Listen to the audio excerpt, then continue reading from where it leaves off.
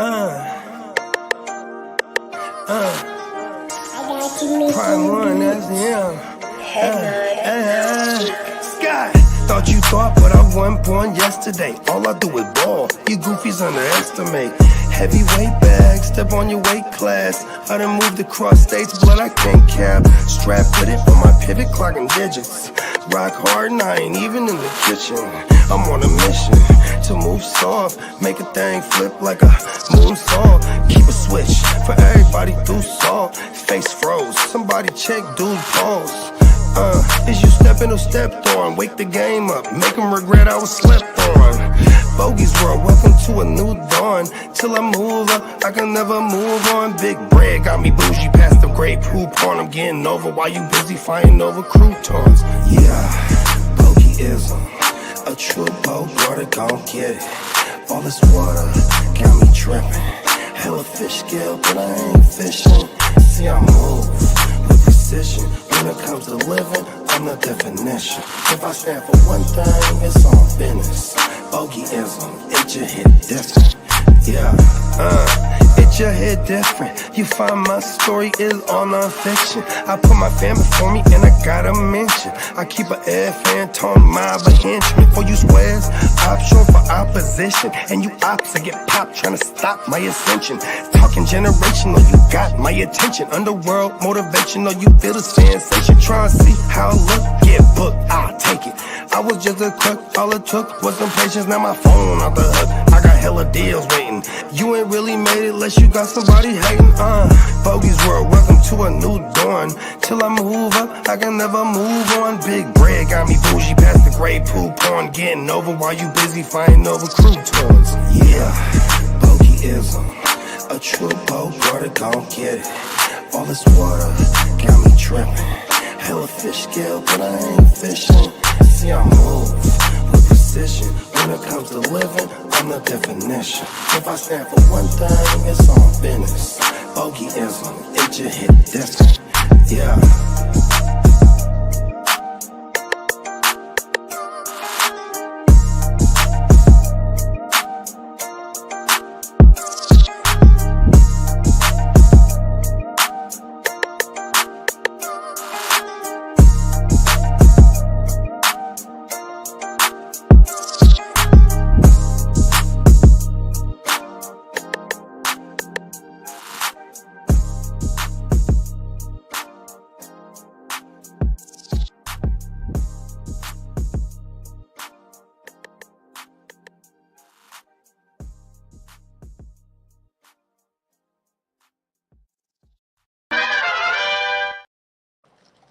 What's up? Yeah. What's up, man? A super special episode. Let's go. Yeah. Of the random variety. It's a super special episode. Afternoon episode of Away Your Game Up. Yeah. Ain't that right, boy? I think we got something like that. Yeah. Let's get with y'all, fellas. Shout out to homie Kiddo. Kiddo's like, fuck it, let's go randomly live. I'm like, let's do it. Yeah. Like, what do you call me? Think we might get a random Peacock sighting too, because Peacock's like, what time y'all going on? I was like, shit, fucking hop on off, you free. Yeah. You know what's cool about fantasy football is that once the season gets going, there's news every day. So I think we're gonna do something similar to what we've got here. Is if we're not already gonna be scheduled, check the check the channel. There's always gonna be stuff lined up, but there might be stuff and times to where we jump on just like this. Sure, I can do this anytime you want to. Yeah. There's lots of football to talk about once the season starts to get going. This is more just like a test, see how quick we can get into action and start one of these playmakers assemble. Exactly. Yeah, but shout out to everybody that decided to join us. We got Ginger, Ninja, Dennis, Minnesota Dennis. What's up, What's yo? happening? Yo, and we got Chase in Chase. the house. Chase, Big what's Chase up? Bank. What's happening, my good brother? Yo, Bye. I knew we got a little bit to talk about. It's slowly but surely stuff happens, and I don't know. You ready to take it to the streets here? Sure, I'll take it to the street. Yeah. Let's go. Let's get that.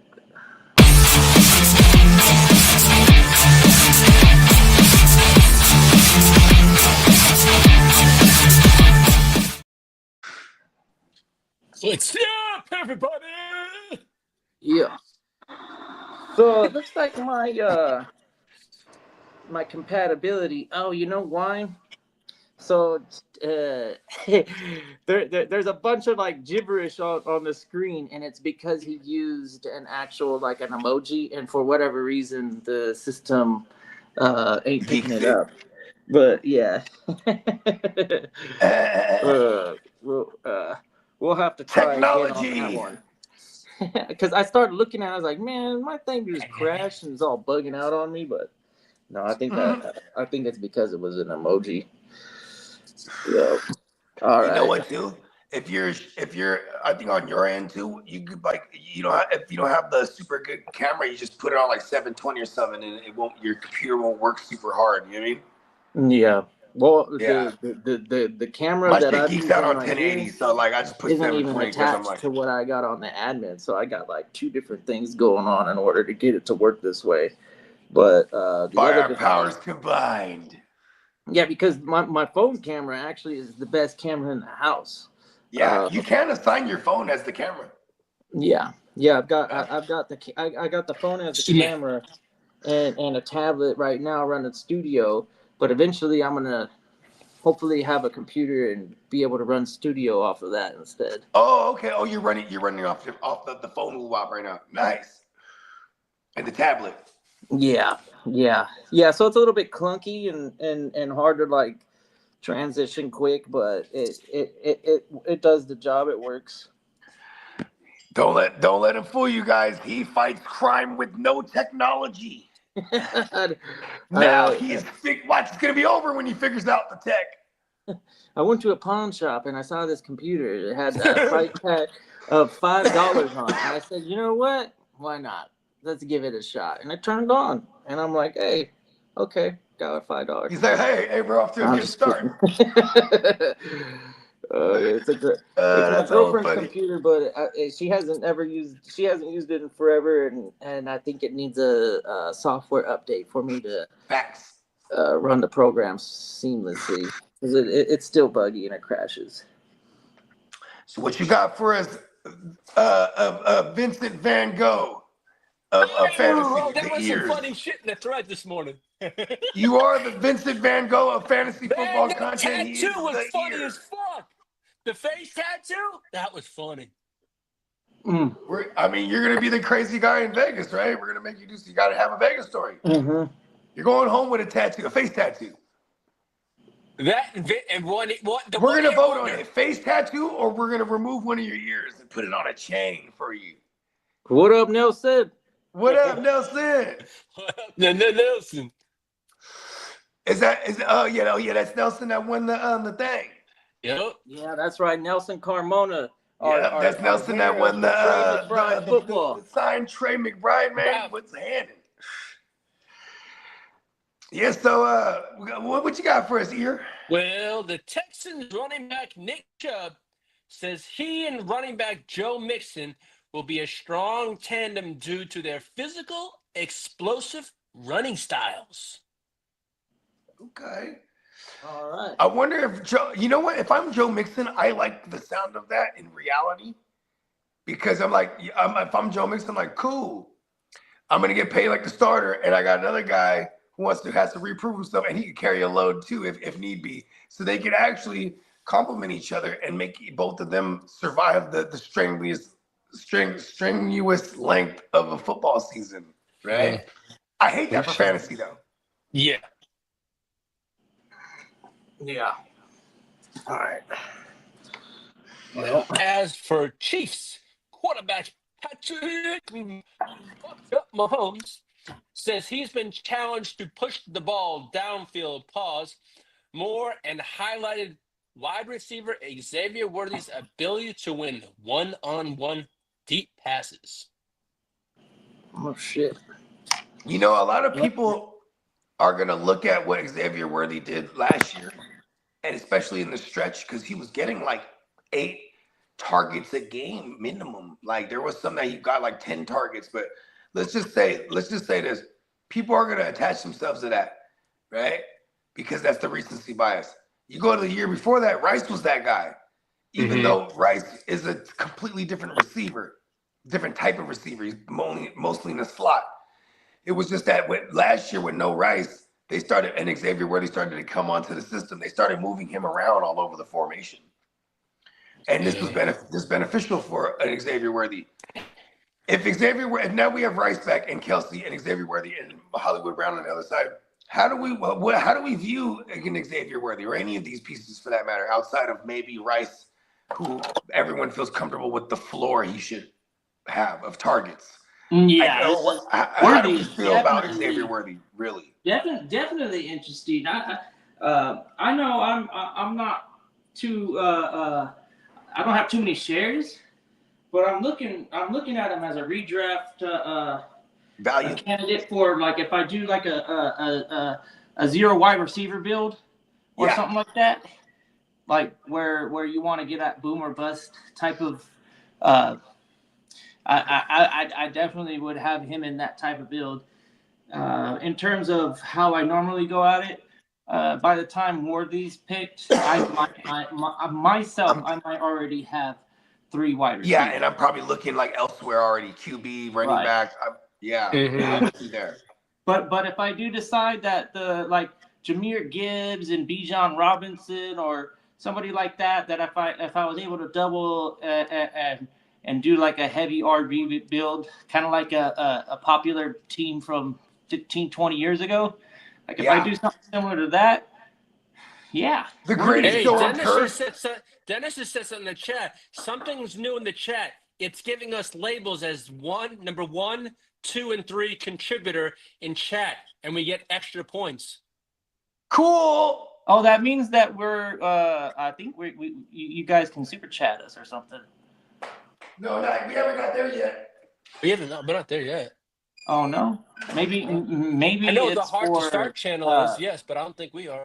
Subscriptions? I'm not too sure. I've never seen that.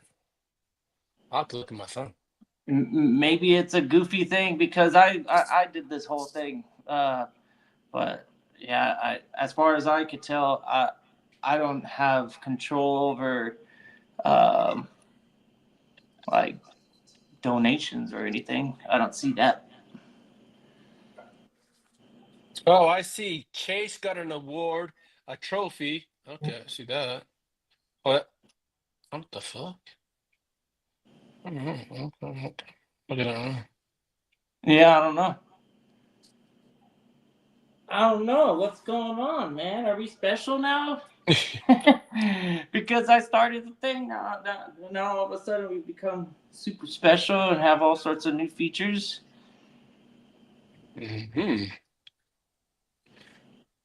I feel like one of the Step Brothers. I'll just choose the cool one, Dale, and we're gonna have so much fun with all these new activities that YouTube just gave us. This is cool.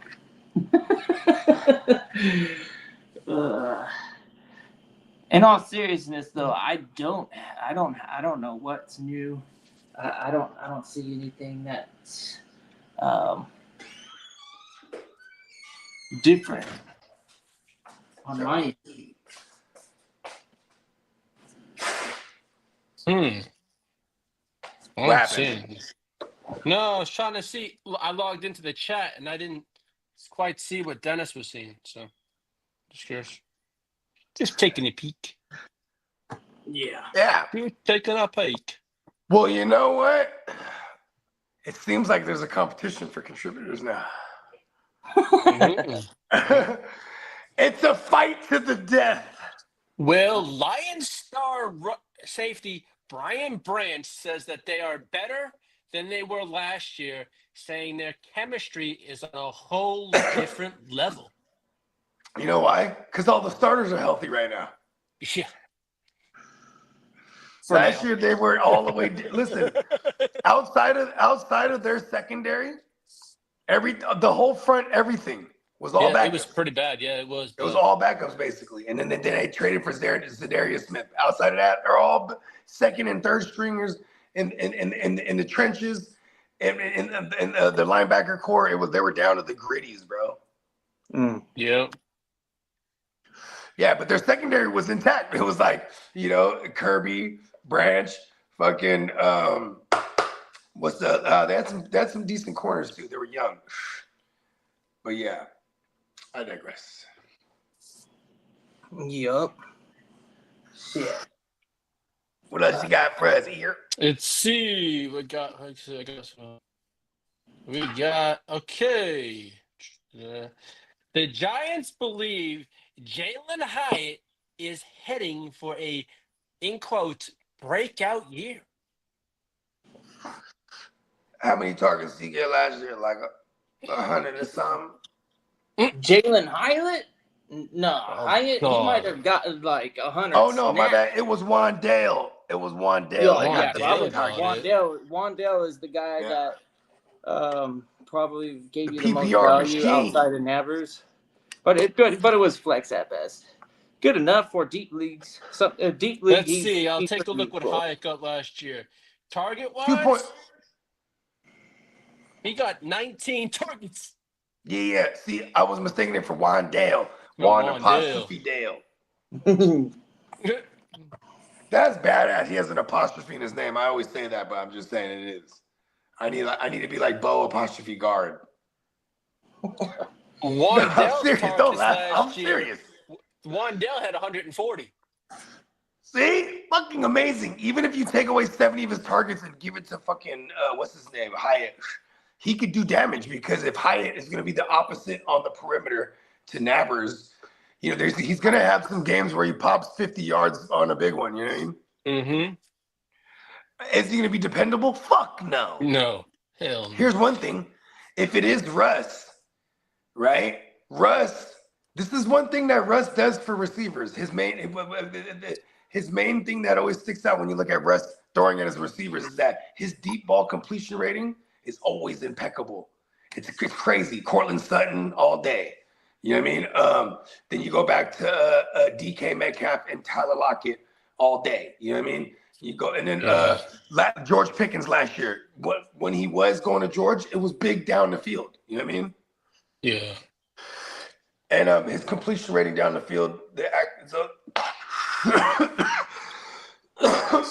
Nabers and Hyatt.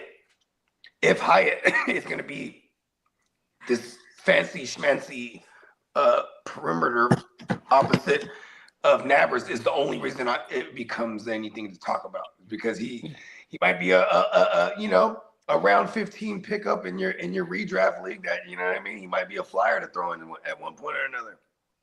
Yeah.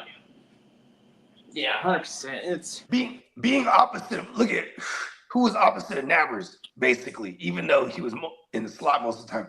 It was Wandale. So just having another option, period. And they're all in the same system. Here's one thing I do like about Brian Daboll. He refused to bring in like Stephon Diggs, even though he had Diggs have 1,400 yards years ago. You know what I mean? He everything he's done has been homegrown since he's been there. So he drafted Wandale, he drafted fucking Hyatt, and he drafted Nabers. You know what I mean? He wants his own boys. Well, These guys are all going into the year 2 or 3. So or 2 or 3 at minimum. The Jacksonville Jaguars would rather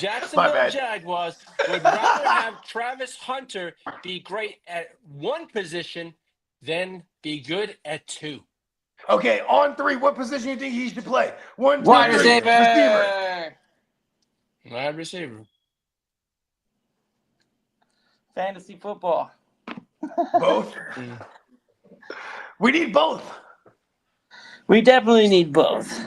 You know You're what? right about I that. want him to predominantly play receiver, but he plays enough corner that he still says the dual designation. That would be awesome.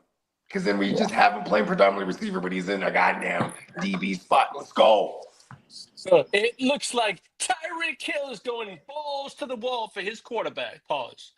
It says Dolphins star wide receiver Tyreek Hill says Miami will win the AFC this season because of He's his lying. quarterback. We all know. Shut Why the you fuck up, always Tyreek. lying?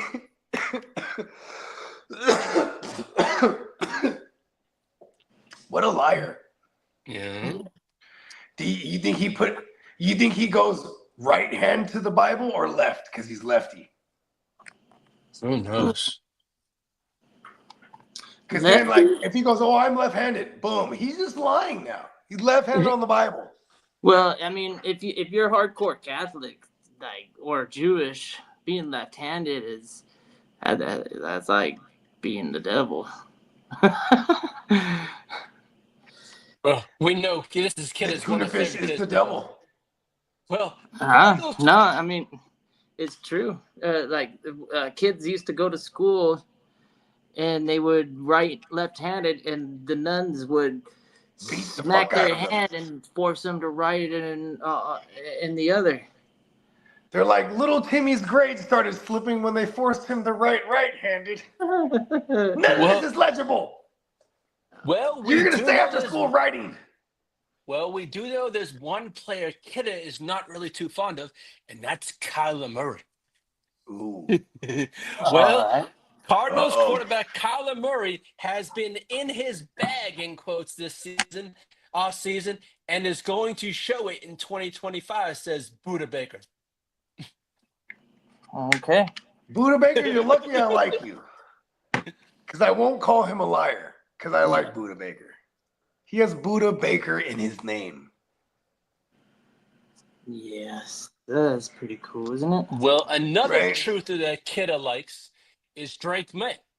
Patriots quarterback Drake May has praised wide receiver Stephon Diggs for his leadership and football IQ as they build chemistry during his recovery. You know, the Texans said the same thing about him last year.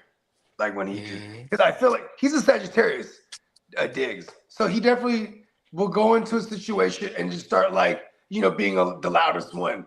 And there's a lot of youngsters on that team, especially on offense. So a lot of them could be like, they can mistake loudness for leadership. Because if I'm the young QB in my sophomore year, I'm like, yeah, that's cool, Diggs. Hold on, bro. I'm commanding this shit. What up, Miles? He's swamped at work, no lunch break, dying to get out of here. He's got 3 more tasks to get through, so he estimates hour and a half, maybe hour. Ooh. But yeah, man. Hey, you know power what? through. You're in the final countdown. Hopefully it goes all smooth, so you can actually use your estimation as a proclamation. Let's go. I will be out of here in 1 hour. Well, Brandon just said the NFL. I will be out of here in 1 hour. Yeah, well, Brandon just said the NFL's dropping It's their my top money, 100. and I want it right now. Now. Ears. Well, I didn't mean got to 2 of them. I got 2 of them. There's both there so far. All right. Can I have one? That's going to cost you. Okay, hold on. What do I need to send you for one of your ears? I need those bad boys calls. Justin Herbert. If I send you Justin Herbert in one of these leagues. Nah, it'd have to be the I stack. have You'd to- have to add. You didn't say no. You got to get Herbert and McConkey. Now you're talking some business. But We need to get some novelty. We actually need to get some novelty ears made. Are you trying to get I'm gonna throw some on Bones. Are you well, trying to get I'm body going to parts for visit the Bones? Mouse You're as a trying to get guest body on parts Sunday. for I'll go Bones. check and see if they got anything cool. Yeah, that's what I said. I'm gonna throw some. You know what ear? Let me get one of your ears for Justin Herbert and the future first. Yeah. Hey, don't fall asleep in Yeah, Vegas, love bro. it. We're gonna surgically remove one of your ears. We're going full Vegas. Hangover Don't part worry. 7. I'll be up 24/7. I kind of believe that. Yeah. You're a bit of a crazy person like myself. Say, I've been doing good. I've been texting it early in the morning at 6 or 7 o'clock now. Yeah, it's 6 or 7 o'clock your time. It's not It's too all fucking good. No, AM. listen, I'm just busting your balls ultimately. You know. At least I'm being respectful.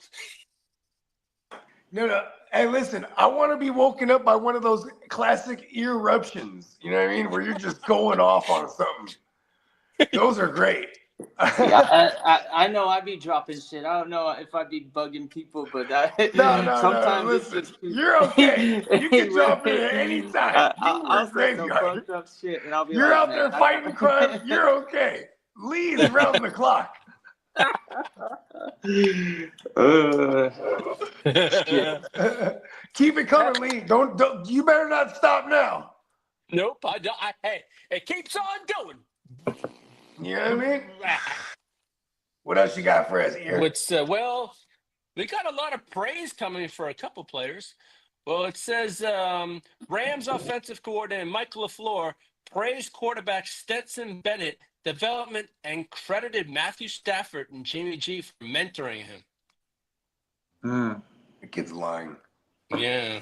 Well, Seahawks. You know wide what though? receiver- He probably is gonna learn a lot from Jimmy. Like in LA, listen, kid. In Yeah. LA, you're a Let me get to football some player. porn shit, you know? Get all the women. Yeah. Jimmy's out there. Yeah. Jimmy's like the George Clooney of football because now he's getting like the little gray. He's getting a little salt. and Yeah, I pepper. saw that. That's crazy. Well, Seahawks. Jimmy might not even have salt and pepper, but he'll diet like that Yeah, because he's like, That's I funny. want to get into my That's George fact. Clooney face. that's facts. Hey, Dennis, it's better than 2 a.m. Texas time. It Imagine happens. doing that though, like being like 25. You know, you're like, man, I'm having a hard time, but I think I came up with an idea. What if I pretend to be like I'm 45 and Yeah, just but like I look good for my salt and age. pepper it up? It's like you're like, how old are you, bro? 45. Wow, you look great. I'm- Yeah, I- man. You know, I'm- just people say, I'm hey, get too just for old men, to be man. I'm like, interesting nah. to the older girls, and I'm too lame to get with the younger ones. So I'm just gonna try and fit in with the ones that think I'm And too that's young. exactly what George Clooney did. I swear to God, George Clooney's look. How old was he in ER? He looked the same in ER as he does now. He was there, late 30s? Remember early Steve 40s? Martin? Steve Steve Martin was Martin. the king of Steve Martin, looking the he same looks thing 50. He forever. was like 25. Oh, there you go. He's- And he looked that way till he was 50. Right. And then I don't know. Is he still kicking it? Is he Yep. okay? I bet you he still looks the same. He I'll probably be still surprised playing the if he does. banjo. Oh, the Steelers just announced they re-signed their GM to a 3-year extension. Who's this? The Steelers GM just signed a 3-year extension. Omar Khan. Because he's been doing such a good job. Yeah, gaining DK and trading Pickens and Getting getting- Rodgers. And But then like pay- you don't even get- you paying can't a even second award for an aging you DK can't and even paying him. award yourself that like proclamation that like, hey, we won the Rodgers sweepstakes. No, that was Oh, you were like literally the last. And we got him for option 10 guy. million. yeah, no shit, right? And he said yes. You know, Rodgers, he said it on the McAfee show. He's like, look, he was like, the Viking shit was malarkey. He's like, that was rumors. And then he said, it wasn't about money. That was rumors. I'll play No. for a team for $10 million. And then that GM was like, bang, we got him. Right. We're going to hold you to that. It looks like could win. They'll be.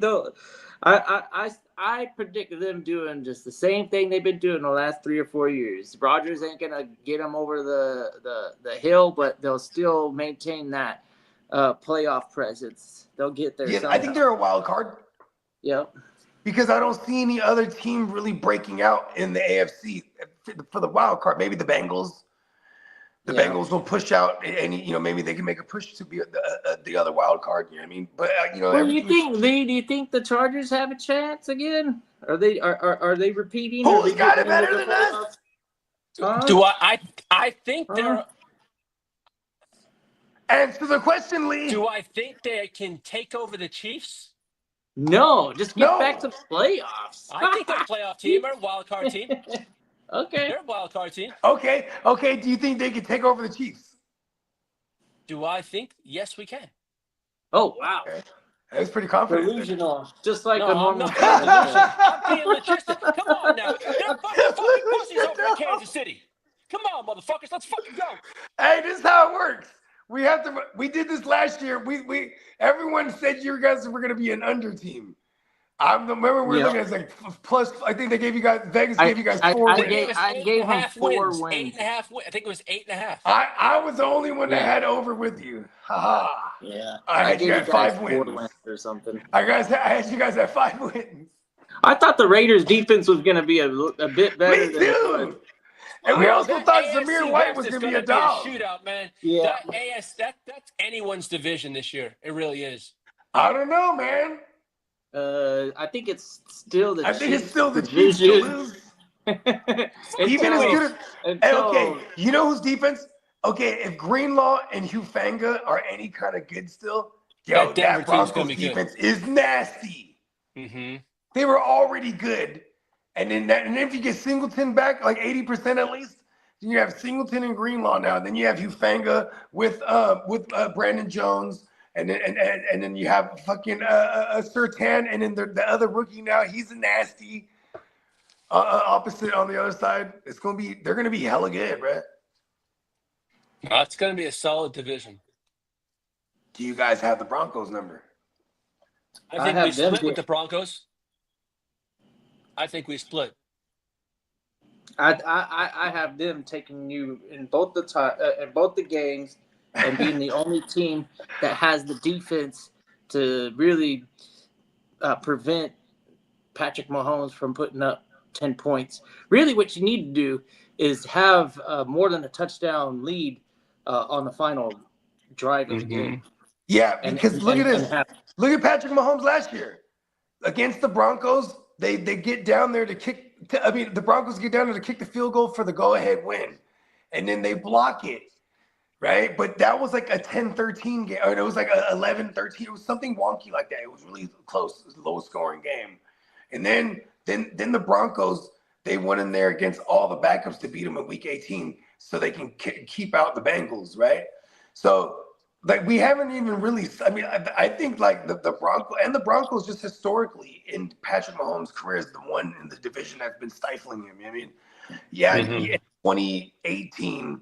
You guys, they split with the Chargers, and the Chargers got in the playoffs that year. But it is kind of funny because Patrick Mahomes had, outside of his record in that division, has been so good all this time. But now the division is actually competitive. Oh, it's probably the most competitive been in a long time. Yeah. Yeah. Look at all the coaches across the board in that division. You got Reed. Crazy old senile Pete back in there was against his old rival, crazy Jim Harbaugh. I want to see how my old neighbor does. Huh? My old neighbor, Crazy Pete, was my neighbor.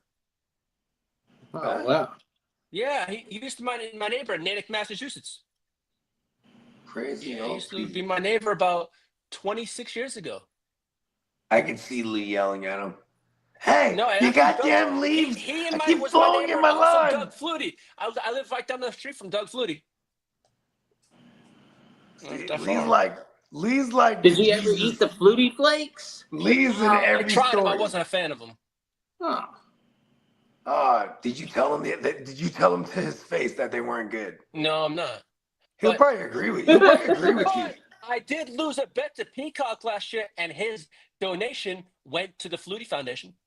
There you Oh go. yeah, I remember that. And I week. did pay up that, so it went to the Flutie Foundation. So I was love all of it. that it ended up being the Texans versus the Chargers. That week you're talking all that shit. It was like, see, I love the valiant effort. It's almost like for me, if I was a Chargers fan, I would like, all right, it's over here now. You know what I mean? He threw 5 picks. You know what? That just reminded me Justin of Herbert, for he some doesn't reason. play big in big games so far. That's what they're gonna say. So our man Steamboat, he owes me a Simpsons shirt. Oh, that's Oh. right. Yeah. You remember that, don't you, Lee? Yeah, I do. Okay. Ah. We're gonna have to go. See, like when you brought that up, that like for some reason clicked in my head. I was like, Yeah, because we oh made you yeah, guys made a bet, and I I made did the a bet little with bet Peacock. with him too. That was the week before I made my bet with Peacock. Just order yourself a shirt with the sale going on right now, and then send them the invoice after. Yo, just take it off my tab, won't you? Oh, there you go. Yo. Oh yeah, for the league fees for the baseball, huh? Yeah. No, I already paid up on that one. Oh yeah, that's right. You That's just said all you were paid I up. think I got some catching up to do on some of the Vegas trip, but I think everywhere else on the leagues I'm good. Yeah, we definitely did take care of all the Vegas expenses. So I just covered everyone that's still owed like miscellaneous dollar here and there. Well, I'm gonna Oh, be okay. taking care. No, I'm because gonna this is my plan. I figured I'd do that. So when I get to Vegas, it's just that's all my spending money. You know what I mean? No, I'm gonna be Everyone I'm taking care of you either tonight and tomorrow with a little donation. There's yeah, I'll talk to you after the stream about that. Mhm. Or about actually whatever remember whatever you were sending to Steamboat or something like that. There's still like one more installment or something like that. I forget. Yep. Well, I yeah, got we'll get that straightened out. Yeah, we'll get the. Forget that. Yeah, because we already got It's gonna everything. be- We're already locked in, bruh. Let's Yeah. fucking go. Yeah, we're locked in. I'm I'm all ready to go. Yeah, bruh. Yeah, it's crazy because I just saw like a couple times on the show right now as I'm on my phone, but somebody had sent me because I've been going back and forth before the show, even before I jumped on here, and a couple trades going back and forth. I'm like, I think I don't know. Someone popped up. I don't know if it was a rejection or if it was a counter. But I'm like, but see, this is part of it. This is part of it. They can, they make me wait sometimes. So you know what? We'll make them wait if it is a counter. It's part of the negotiating. Shout out to Emil. What up, Emil? Yup, Bakes. Big Bakes and Bakes. Alberts, they be popping in. What's up, guys? What's happening? What happened? We got Everybody in here is all GWN, man. We love it. Yep, shout We out to fuck with all of y'all. Yeah. We got all the Playmakers and Chen Welters. Shout out to the fella and the Heart to Starters. Yeah, we decided. Yeah, we just figured we popped on. I know we're gonna do a Wake Your Game Up tomorrow, but see here's what I was thinking. I was like, we'll probably just do like since we did like most of the news right now. Huh? What I'm thinking is like we just do like a Q&A and we just kick it for whoever can make it in the morning because it is 4th of July. Most people's festivities are later on. Like start barbecue and all that shit. So we'll get the early morning shot, and then yeah, you know what I mean. So I'm glad we actually the universe is cool like that. This came in handy. Also, Cowboy star pass rusher Micah Parsons could seek a shorter extension so he can enter the market again at a younger age. Yeah, I don't fault him for that. He's obviously talented enough to earn a defensive MVP. So let him go into free agency earlier. That way he could potentially hit a bigger market and get an easier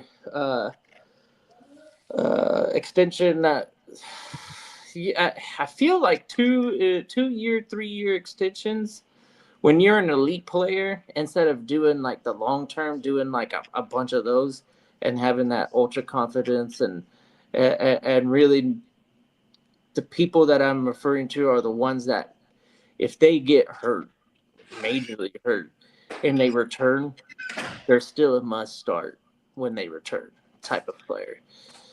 So when we get that stuff, then yeah, I mean, are we still on Micah?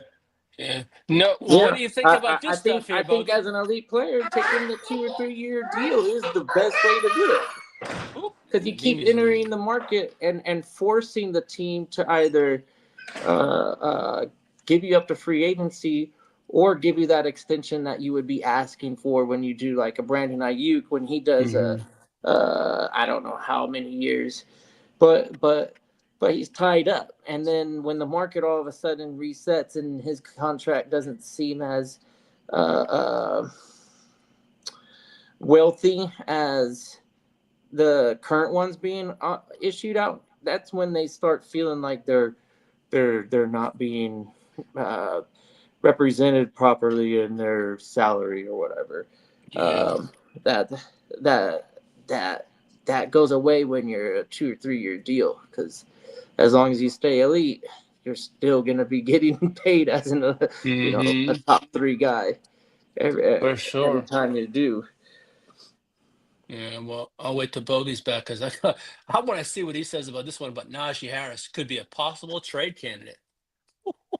Uh, well, where do you think that'll be a good trade partner for you guys? No, Getting I don't know who would trade for him, but dude, unless they feel Hampton's the man, I don't know how that's gonna run. all right. Well, check this out. We got a question from Bakes. We could take care of this. Yeah. You and I. What side would you rather have, Chase and Rogers or Allen and Neighbors? This one's Uh, pretty fucking easy as hell. Allen I'm and gonna say Allen and Neighbors all day, every yeah, this day. is That's not there. even close. I don't Chase want to is touch the old man. Chase is great, but the difference Rogers. between Rogers and Josh Come on, Allen, how many years you got with Allen and Rogers? Come on, it's night and day. yeah. Yeah, you must have a real strong opinion on Chase if you're not even accepting this. If somebody's offering you Josh Allen and Malik Neighbors for Jamar Chase or and Aaron Rodgers, I don't know if this is hypothetical or if this is an actual trade offer, but 100% Josh Allen. I'd be hitting that reject button very fast. Yeah, yeah. It's actually, depending on the format, it's questionable if Rodgers would be a throw-in, but if Rodgers would hold some sort of value in like a super flex, and if this is a super flex, and then Allen almost has that value alone with Chase and Rodgers, like to get Navers on top of Allen is no way. But yeah, easy. For sure. I wish we could too. Ghost, what's up, Ghost? We got the 32-man league kicking off on Okay, Sunday? the 5th. What is it? We do it Monday? Saturday. Saturday. Okay, cool. Well, I have the first pick, so I'll be real quick with it. I can't trade the pick, and this is kind of like a no-brainer for me. I would start it off, but since we're on a clock and there's so many of us in the league, it's hard to go out and communicate with everyone and say, hey, are Let's you get guys it going. all ready? And then just letting it ride, and then run into that situation where you got to stop the draft, call people up, and do all this stuff when the reality is it's July 3rd today. So even though this 32-man team, 32-man league, I should say, has nearly 20 spots to fill for each team, I think because we're not doing any 8-hour clocks that we're gonna roll 4-hour 2-hour clock? 4-hour clocks for the first round. And then second round, we might drop it to 2. But yeah, we'll get to 2 pretty quick in terms of like your roster build. So if anybody is listening and you have a specific way you like to use your queue, and you like to categorize it by like position, I would change it to player. So, for example, you're sitting at number 23, and for some reason you know that you're going to be tied up, and then potentially you're not going to be available. So when that pick number 7 goes off the board, and you're looking at the potential players that are popping up, set that cue to the players that you want on your team. The position thing will often bite you in the butt, and you'll be like, "Nah, I didn't really want to have this backup running back. I just had him in my position queue." And if so, like that's the safest way to do it. Always reach out to the commissioner. Usually, if it's not egregious, if you catch it pretty quick and you contact one of the commissioners, they'll What happened? pause I'm just referring to the 32. the 32. Somebody asked what the clocks were. And I think we're just gonna go 2 hours straight out the gate. Just all the out way. the gate. All right. Well, you're gonna have to stay on your toes, everybody. I mean, maybe we'll do 4. Should we do 4 hours for the first round? Because here's the thing. We haven't even scheduled it. I remember I made an announcement, or like probably a premature announcement that it would be July 5th. A lot of the people have been saying, and including us, we're probably going to wait until closer to the end of July.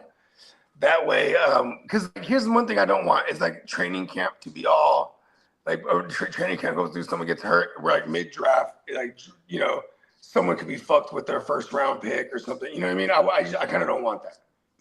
I hear you. What's your thoughts on this one? Najee Harris could be a possible trade candidate per CBS Sports.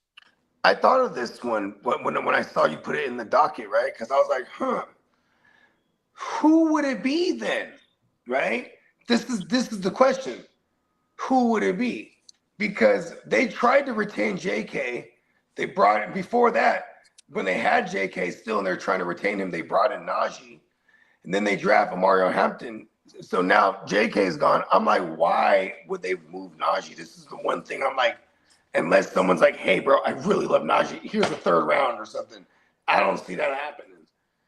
Because I can't even think of a spot that needs him right now. Who needs Najee? Mm-hmm. Like, think about it right now. While we're in this time of the offseason, I mean, I can't even say the Cowboys because it seems like they're going to really move with Javonte. I'd be so fucking hot if they traded for Najee all of a sudden. But, I mean, right? Like, I mean, who else would it be? I can't think of any other team. I would have said maybe the Vikings, but they brought in Mason early. You know what I mean? Maybe the Vikings still they want to keep their pockets loaded. You know what I mean? I don't know, man. See that's the only thing where it's like a fuck conundrum. Were they going to trade him back to the Steelers? Wouldn't that be well then? The Steelers would be like, you're back here now for $5 million. Well, because remember he was asking for money. Dolphins Tyreek Hill is not happy with the trade of Jalen Ramsey and Jonnu Smith to the Steelers. Ooh. He just seems like he's never happy. I think he's gonna make so much noise. They're gonna get him out of there. I mean, why when like they're trying to compete? I know that, but unless like Mike McDaniel, this is an organization who historically has done dumbass shit. Like remember Brian Flores tried to blow the whistle, but his dumbass lawyer didn't see that he had in the contract there was a non-disclosure, so it threw Brian Flores' case out because he was like, "Yo, they put it in my contract. If I lose games, they'll pay me." Mm-hmm. It was like a loser's purse. And like so at the same time, though, he's trying to win. They're getting mad.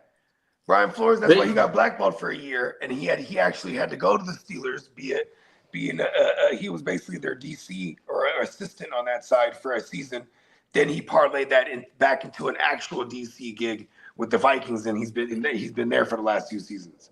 Shout out Otherwise, to the Crooked Commish and the Chicago Clubhouse. yeah, what up, Crook? Yeah, and so like going back to I'm wondering what's.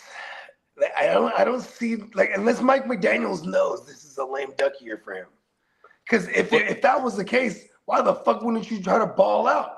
Yeah. I mean, Mike McDaniels has gone into the playoffs. What 2 out of the 2 out of 3. 2 out of the last 2 out of his 4 years? No, how long has he been a coach? 22. It's been what? Isn't it like 3? I think 3. 3 seasons. So 3 seasons. did he get in there twice? Because I know the he's first. been there the same amount as Tua has been there, right? Oh, Tua's been there 4. No, Tua was there 1 year prior to him. Tua was there 2 years prior. That's right. Yeah.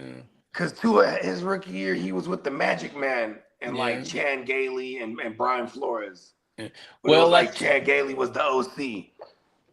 And then like it was a wrap for that kid quick because the Magic Man has played under Chad Gailey. Is it Chad Gailey? Chad Gailey? Chan Gailey? Chan Gailey. Okay. I kept calling him Chad Gailey. Yeah, it's Chan. And then Chan Gailey. Yeah. Well, look at that 2023 lawsuit against Joe Mixon over the shooting outside his home has been settled out of court. Is it non-disclosed? I guess it was done outside court. You find me the numbers, ears. Yeah, well, that's my best. Now, as for Bills' first-rounder cornerback Maxwell Harrison has been sued in civil court over an alleged sexual assault case from his time in college at Kentucky. Max Harrison, why is that? Oh, that's the guy from TV. Is it? Oh no, that's Max. Yeah, is that the guy from Pardon whatever the fuck? From ESPN back in the day, Max, or that's Max Kellerman? Yeah, that guy. Is that who we're talking about? No, this guy's name is Maxwell Harrison. Who the fuck is that?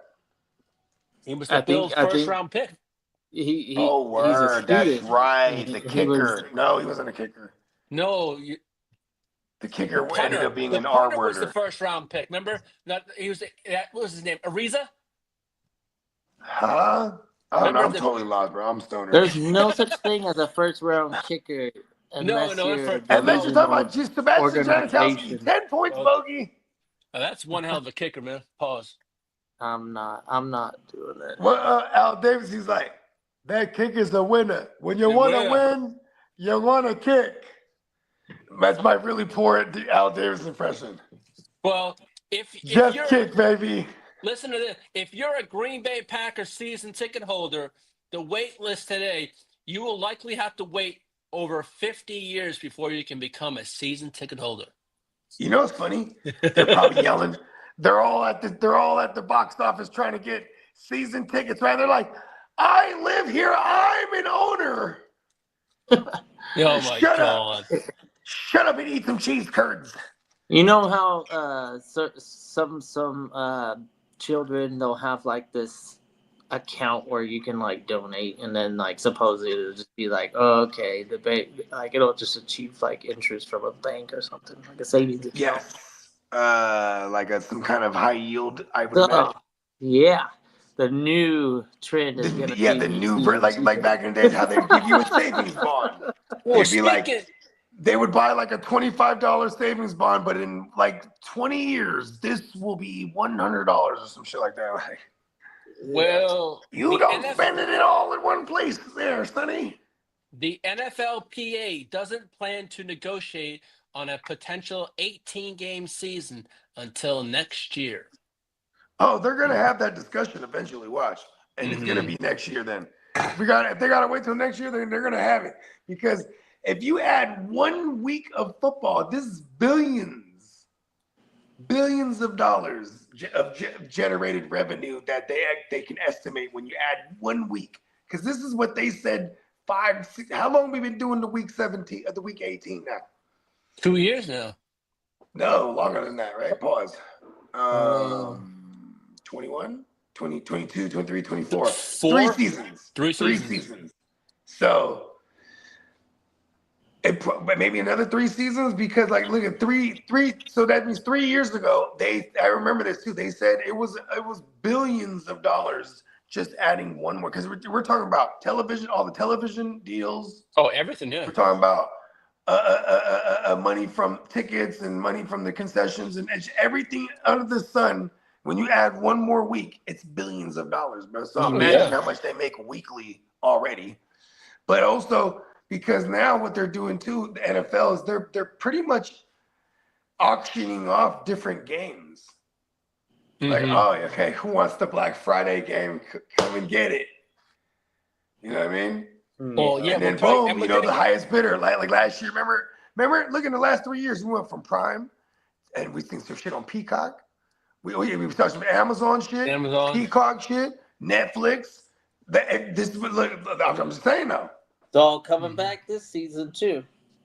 Mm-hmm. Yep. They just start adding these big, high-powered partners because one thing with the NFL is that, like, and I'd say fantasy football has a lot to do with this too. Like, they're lockstep with the way people consume football. Mm-hmm. Whether they're consuming it through means of fantasy football or, in this case, streaming it. So you could, like, I have an NFL app in case I wanted to watch like a primetime game when I was in Disneyland or something, or any of the playoff games. I could just throw on the Amazon game. Yeah. Yeah, or if I have Amazon. I mean, who doesn't have Amazon Prime unless you're a psychopath? Because then you like, you know, ordering things and waiting hell long. It's like we order so much shit, we're just gonna get Prime, so we just boom overnight. Amazon Prime, baby. It'd be like that. So you know how you were saying the corporate like how they can incorporate another game into the season and that's priority number 1, 2, 3, 4, and 5. Because the way that the NFL works and each regular season, like he was saying, the amount of revenue they get is astronomical. It's equivalent to this. Think about the tourism industry. You can have an attraction that's available 365 days a year, but you're making money when there's like people available to like see your attraction with enough time to enjoy it and bring others and those are always the holiday weekends. So each game is a holiday weekend equivalency. So like a city like San Diego, where I'm from, it's a tourism city. Oh yeah. So we see a lot of visitors during like spring break or even like a 4-day weekend that's lined up. There are a lot of military, so Thanksgiving, Christmas. So anyways, those holidays, those companies that are in the tourism specific industry, they're making all their money in those weekends, and it's like everything else it's dry. You're sometimes operating. I didn't think of that too. They have to squeeze all the juices. Costs. I didn't think about that. You can squeeze in all the juices because you only have so much of this window, right? Which is essentially half the year. Yeah. And even the NFL draft and it's enough to keep you afloat. You only need like 10 holidays a year to maintain a big profit and have a successful business in the tour. Okay, let me ask you all this. Say, okay, in the world, it's an 18-week season. Do we add another bye week? Because then they would love this idea. The players would probably would probably want this idea. Hold on, we need another bye week then. And then, with that said, you will also have the owners want to do this because it'll be like another week. Yeah, billions. Because then it would be with an 18-game season. 18-week season, there's 19 weeks of football now because of the bye week. If you have 2 bye weeks now, there's 20 weeks of football straight. With each team has 2 bye weeks. Well, Aaron Rodgers flew out all his skilled players. They're working out and they're practicing together in Malibu. You know, Aaron Rodgers, he's the type of guy. He's like, you guys can just stay at my house. Don't even get a thing, because his house is literally on the beach, right? But here's my thing, right? Because I bet you no one goes. He has no one over his house ever. He, like, in my mind, he's like this super alone guy. But now he's married. So, hey, come on, guys. Hey, look, he's trying. Well, Also, the Steelers and Gabe Davis have been in contact, had a great meeting, and are going to remain in contact to see if they can find on contract numbers to sign him. And also, How bad does he want him? Fly him out right now. and also the It's Steelers. surprising he's getting this much action. I know. I feel like we were talking about him Okay. 2 weeks ago. Is he not? And I'm not sure if it's the same team, but Hold on. Is he not this day and age MVS? I don't Pretty care. much. He's Yeah. Gabe Davis. But doesn't MVS always get a gig? That's my point, though. I MVS, know he Gabe no matter Davis how is, shitty he was, he he's- gets a gig. MVS is a Super Bowl champion, I think, right? Yeah, we need he to. is.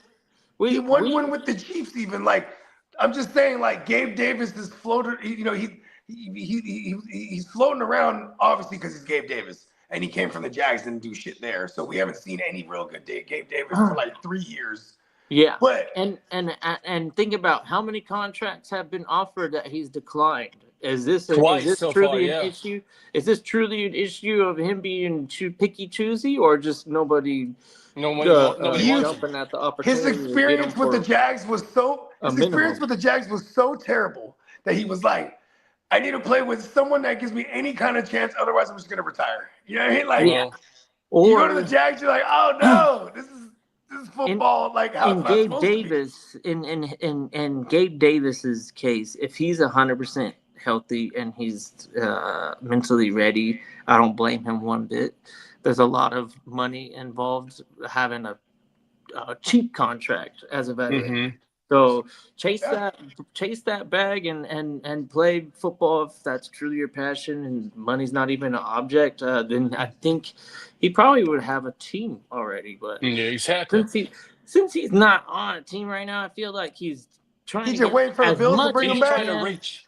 He's like, he's calling up Josh Allen, right? He's got the Do you different think he numbers, could right? overreach Oh, and man. or do you think that every team is saying, well, if he commits to the very minimum, then yeah, we would love to have him on our team. How many That's teams are out there probably- He's on saying the way we want to he's him on the way to for New the England very Patriots.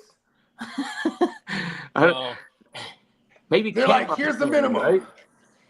Well, the Steelers plan to use Jalen Ramsey at times this year at safety. Good. They traded for That's what him. Use happens them in when every way you you throw can. down. You Yeah. stupid son bitches. You got rid of Minka Fitzpatrick. What the fuck's wrong with you? Exactly. For Jalen fucking Ramsey. And of course, Yeah. he's gonna play because you have a other Super Bowl champion cornerback, super seasoned veteran, in Darius Slay, who's gonna I was wondering how they're gonna make this work. Like, they traded for, but I guess they're gonna make him play safety at times. And Whatever maybe that nickel. means. Maybe they'll have him play nickel. Just go play football. You know, Exactly. Huh? that's fine. You know, if you want to have your system have versatility among your playmakers, then that's the system. But to say that this is strictly because he's not good enough to play cornerback or whatever, it's probably jumping to conclusions a little bit too early. I know that he's fell off. He's no longer elite. For fantasy purposes, Yeah, 'cause you he's know who actually burned him? become relevant. You know, which is kind of guess nice who burned for him us. last year? What? Guess who burned Jalen Ramsey on some big ones in multiple times in one game? Oh, let me see. Jalen Hurts. Marvin Harrison. Oh man, imagine that. He's like moving in That slow was the motion. first. I think that was the first big final. How can Finally, you- he had a big game, and it was against Ramsey. How do you not know where he's at on the field? He's a big gumpy guy that moves kind of like sloppily slow in a way. There was mean- okay in Jalen Ramsey's defense. He pulled the Super Bowl move. Remember in the Super Bowl, he had slipped against Higgins, and then Higgins burned him. He had failed. He had outright slipped doing like backpedaling, and then fucking Marv was gone for a big one, and then they just gave him the super confidence boost because it happened early. Then he was just burning him after that, like routinely, just bodying him. Yeah. Well, you know what? I do have strong opinions on certain Cardinals. Usually, it it's anybody, but Yeah, there's because so as much many. as you hate Kyler and Marvin, I you have love a Trey great deal of McBride and love I for love McBride, James right? Conner and Yeah, man, James Conner. You love so, James Conner because he's a but I hate the dog for team. real. I hate the team. The team is shit. I mean, Yeah, like I hear that. if any Their team offensive deserves coordinator sucks, man. man, yeah. They look at their track record. They're the oldest organization in the NFL, and they have the least amount of wins or some bullshit like that. It's weird. And It's like the Titans have more wins than the Cardinals. damn. No, I'm just, And the Titans have only. I'm just I playing. guess. I mean, we don't And that count the could be a Titans true Oilers story shit. if you So. could, if you combine the Oilers and the Titans, which would technically be the proper way to do it, since Peacock would beg to differ. I guess we have to compare them with the Texans to be funny.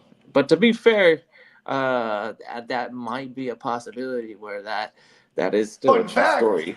the most winningest team in the NFL from Texas since its existence Oh yeah, is the Texans. the Texans for sure. Cowboy fans. Yeah. You have not been the best team in Texas ever since they arrived. The Chargers are pretty bad. You know, the second worst I think is the Jets, though. I think the Jets have like the least amount of wins for being a team that. And now they have Justin Fields. Let's go? Question mark. Yeah, it's always a and the streak continues. cross your fingers and hope for the best, and you usually by week 4 or 5, from my experience, you already know that it's the same Jets. Well, the last 5 years, the Carolina Panthers are the worst team. 24 total wins. Yeah, I believe it. For the longest time, it was always the Browns being. It's gonna go It's gonna go. The Panthers with 24 wins, right? The Jets with 25. The Jaguars with 26. Yeah, The Giants with 28. The Bears 29, and the Texans 31. I can't believe the 33. Texans are on that. The Texans being on that list is wild. I can't. I know. Patriots 33, Falcons 33, Broncos 35, Cardinals 35, Raiders 36, Commanders 38, with Chargers at 42. They're 16th. That's a wild list. And the most teams with the most wins are the Vikings, Cowboys, and the Seahawks. The Vikings at 49, the Cowboys at 49, the Seahawks at 47. 49ers at 47 too. They're ranked 21. That's some crazy shit. But I agree with you about the Texans. That's crazy. They're 6th. Yeah. I just had I had this like impression. I know that the Colts are really dominant for a stretch there too, but The Colts are 15th with 41. yeah, they had some good years, and I guess so did the Titans. Man, I don't know. It's just very surprising. Bengals have 44 wins in the last 5 years. Yeah, the Panthers for sure, the Jaguars, the Jets, all of that made a lot of sense. For real, right? For real. Yeah, shout out to all the fans of teams that just continuously let you down, or I guess they some sort of entertainment, whether it be comical or exciting as a fan who actually. You ever watch some of these? Like I think the best one is Major League, the movie Major League, and then the Indians are the worst team like ever, worse than the Rockies for 2025. So the fans, the 5 of them in the outfield, they're shouting out all sorts of obscenities and talking trash, and the players just suck and the team sucks. Yeah, it's like that. I wonder if there's a lot of fans like that for some of these teams where they're just so bitter and disgusted that they're not gonna give up, their loyalty. They're not gonna, just because they're losing, stop cheering for their team. But to care and to not talk shit is another thing. I remember as a Chargers fan, I would talk shit about the Chargers all the time. I was one of those. I was almost one of those fans in that movie, in the outfield. Now, Kiddo, as you were a Chargers fan, what was your most prized possession you had of a Chargers thing? Stuff. Possession?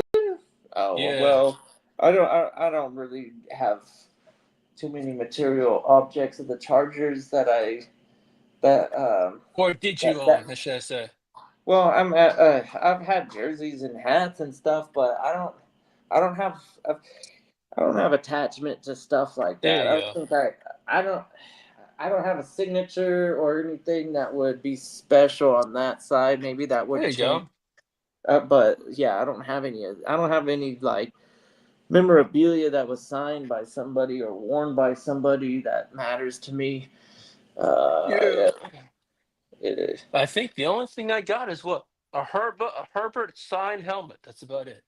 is it just the way the way that reality works?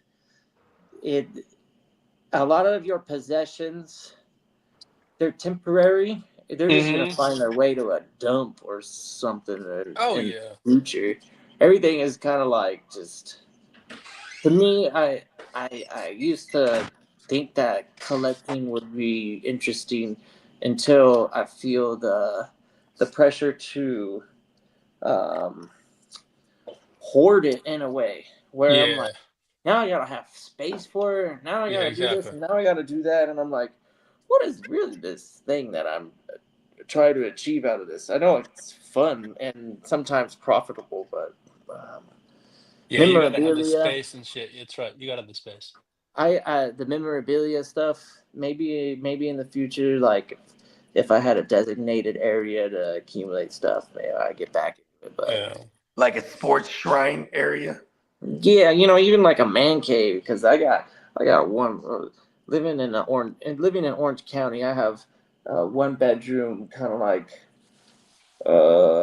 apartment it's open layout but like 600 square foot, actually a little bit less. Just flip out the whole living space area is the man cave bucket. Yeah, that's kind of how it is. But actually, Yeah. it's the cat cave, it's the man cave, it's the girlfriend cave, it's all of it. It's the lion's den. The cool part about living in a small space is that the refrigerator is really close, no matter where you're at. I like that. That's always a good thing. Yeah, man, my old studio, my old setup, I had the fridge just right here. You know what I mean? And I still have the same fridge right here, but never powered it up since we moved here because I had to juice one of the outlets up because it's like the what do they call the G1 line or something like that, or you know what I'm talking about? Where like it'll shut down the circuit right here because it governs a certain amount of voltage. And a refrigerator requires a certain amount. You know what I mean? So I have to. Oh, you're talking about the breaker. Yeah, so the breaker has an amperage on it where if you get too much current going through the breaker, it'll shut everything down. So you don't overload any of the devices on that circuit. Right when we moved here too, I remember Candlestick, because they're down the street. He's like, oh, and Candlestick's boys, the electrician's like, my boy's gonna do it. Yeah, you know what I mean? You want him to hook y'all shit up? But we had so many boxes and shit, so I missed that first wave. Then every time we would see him, his boy would be out there at the family parties. I'll probably see him this weekend at the party. But his boy is always like, I'll do your shit, bro. Just let me know. And I just always been for dangling on it. You feel me? Like, shit, you know. Even one time he was like, I can do it. I got my tools and shit. I was like, you know what? I was like, but now my garage is clean now, so there's nothing in the way. And then now I have aspirations of buying a new fridge too. I think I'm going to do that actually. And I'm kind of mad because I should have bought a computer first because now my girl wants to buy a fridge. I'm like, fuck. Yeah. I've been wanting, because getting a fridge saves you money on groceries. Oh, Because yeah, it does. going in there, like just to get vegetables, because, we don't really like stocking up a hell of vegetables because they'll go bad and shit. So we usually buy the vegetables when we're going to cook a certain dish. And then, like, so that now we're in the store. And then because we're in the store, we buy hella shit. And then, you know what I mean? So we went there for one thing, we leave with fucking 12 things. And like, Yeah. but like, whenever we have a fridge, an extra fridge, you go to Costco, stock up on hella shit. Yep. And then we're really, truly just going to get veggies and things of that nature versus, like, we're already stocked up on the meats. We're already stocked up on, you know what I mean? Fucking hella frozen snacks for the kids, and you know what I mean? Yeah. Because them frozen shits too. That's what's crazy too. Is that, like, somewhere in our American history, we're like, all right, cook it, freeze it, resell it to them, or sell it to them. They'll reheat it, and then bang. You know what I mean? Boom. They're birthed the frozen pizza, huh? See, I can't even stock up on hella frozen pizzas because that's just to take up hella room in the fridge. So we need the gridge, which is what we call the garage fridge. Yeah, that's a weird. I love having the garage fridge. It's Yeah, it's the a gridge. lifesaver. You mean a gridge? The gridge. Yes, get it right. The gridge. Yep. Or a 600 square foot apartment. Mm, You just right? it's like a big garage. Yeah. I know. I wonder how many square feet my garage is. Dude, they're pretty big. Like you got like a 3-car, No, 3-car. it's a 2-car garage, but it's enough to, like, have. It's not like, okay, you need 2 compact cars or 1 big car. You know what I mean? I can fit 2 big cars in there. Here's what's annoying is, like, when we're designing the joint, where, like, you could pick the different features and different shit for the house. There was an option, but it was gonna be like another 25 bands. But it was like, it was a connection to the garage. It's basically another room, and it's fat shit. You know what I'm saying? And there's a door from the garage to this room, and then in that room there's a door that goes to the backyard. So it's like a storage thing. And then, like, I saw one of my neighbors just driving by, and when I was driving by, their garage was open. They had the thing, and I took a gander. I was like, oh, fuck. Because, like, that would have been just so badass. You know what I mean? Because then there's my studio right there. And people use it for storage or whatever the fuck they want to use it for. But just another room. I was like, damn. And it had windows and stuff. So it's like, it was badass. Like, So on the coastal cities, one of the trends that's been probably popular for a little while now is that our beach communities probably were originally designed in like the 30s and 40s, and then some of them popped up in the 50s or 60s. But trust me, beachfront property, it didn't take long for people to move there and start to develop. So some of these neighborhoods are old as fuck, and they do a remodel, right? They'll buy an old house that has like a garage. yeah, they just keep the guts. The whole the bottom bones. floor, right? Like imagine like a actual 3-bedroom, 3-bath, like 2-level, but the first level is all one now level. converted. And instead of it being a garage, is converted into the living area as an open space, like flat almost. So where it's like the whole foundation is open air, open space. They got the kitchen, they got the living room, they got the sliding glass doors. Actually, the sliding glass doors, when you look at them, they resemble the actual opening of a garage door. Like they left the structural build of the original, and that's cool. Just created a whole living space on And the they bottom. just got like curtains right there. Yep, and then they have this, like, I don't know. It's not a garage door. It's more secure and better looking, but it does. They can like close it so it's not open, but like it literally is open air space where they get to like almost live outside with That's like pretty fresh cool. air. Yeah, It's like a giant patio, but with like, well, so growing up, I mean, you know what I'm saying, all my uncles and aunts and shit, even at one point our house, the garages, sometimes that's another living space. They'll put the carpets in this motherfucker and have the couches and the TVs, and you know what I mean, they're doing the karaoke in there. You know what I'm saying? That was always our shit. And you just have the garage open. You know what I mean? That's boom, that's the family party time. You know what I mean? That's cool. Yep. Yeah, You're it goes down to the garage, bro. when you tell all the 5 and 6-year-olds, don't go in the garage. I ain't. Facts. Yep. They in there smoking and shit and having drinks. And I remember, Shit real, right? okay, look. So they would, everyone's playing cards and stuff. Yeah. This is the garage, right? So like when I was a kid, if it was our house, on each table, well, everyone's house did this. You had the house cup.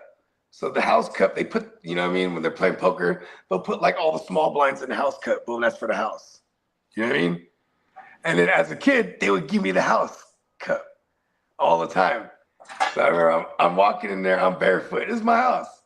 And then like, you know what I mean? One side has the little carpet, the other side is just the concrete where my dad would park the car. But they got the tables there. So I'm walking up and I get the house and I just, and the money flies everywhere. I throw the cup and it drops and all this shit. Because I just stepped on someone's ash, like someone like ashed a cigarette and it was like the cherry was like came out. And I just stepped on it. And that shit scared the fuck out of me. The money just, like, told you to stay your ass inside. Yep. It's that's because you had responsible adults. It was the kids' fault that they broke the rules and walked in on somewhere where they knew they weren't supposed to be. Keep the hell out of here. That was the first thing I told you when you got here is don't go in the garage. That's so funny because now we're them ones. Yeah, right. Yeah. Well, I don't have any little one. I only have one daughter, and I'm blessed to have the one, but she's no longer a baby, so. Nope. I mean, watch when she's driving, bro. My oldest is driving, bro. She's just trying to be. She's everywhere. Yeah. Like she's already hit me one time with the whole. Very fast. Like she goes, "Oh, can I go to the mall?" I go, "Yeah, your mom." She's like, "Yeah." I'm like, oh, "Okay," because normally her mom would be like, "Ask your dad," and then it'll just be based on how I'm feeling or how she's been behaving at the house. You know what I mean? Yeah. And she was cool. So I'm like, "Oh yeah, go ahead then."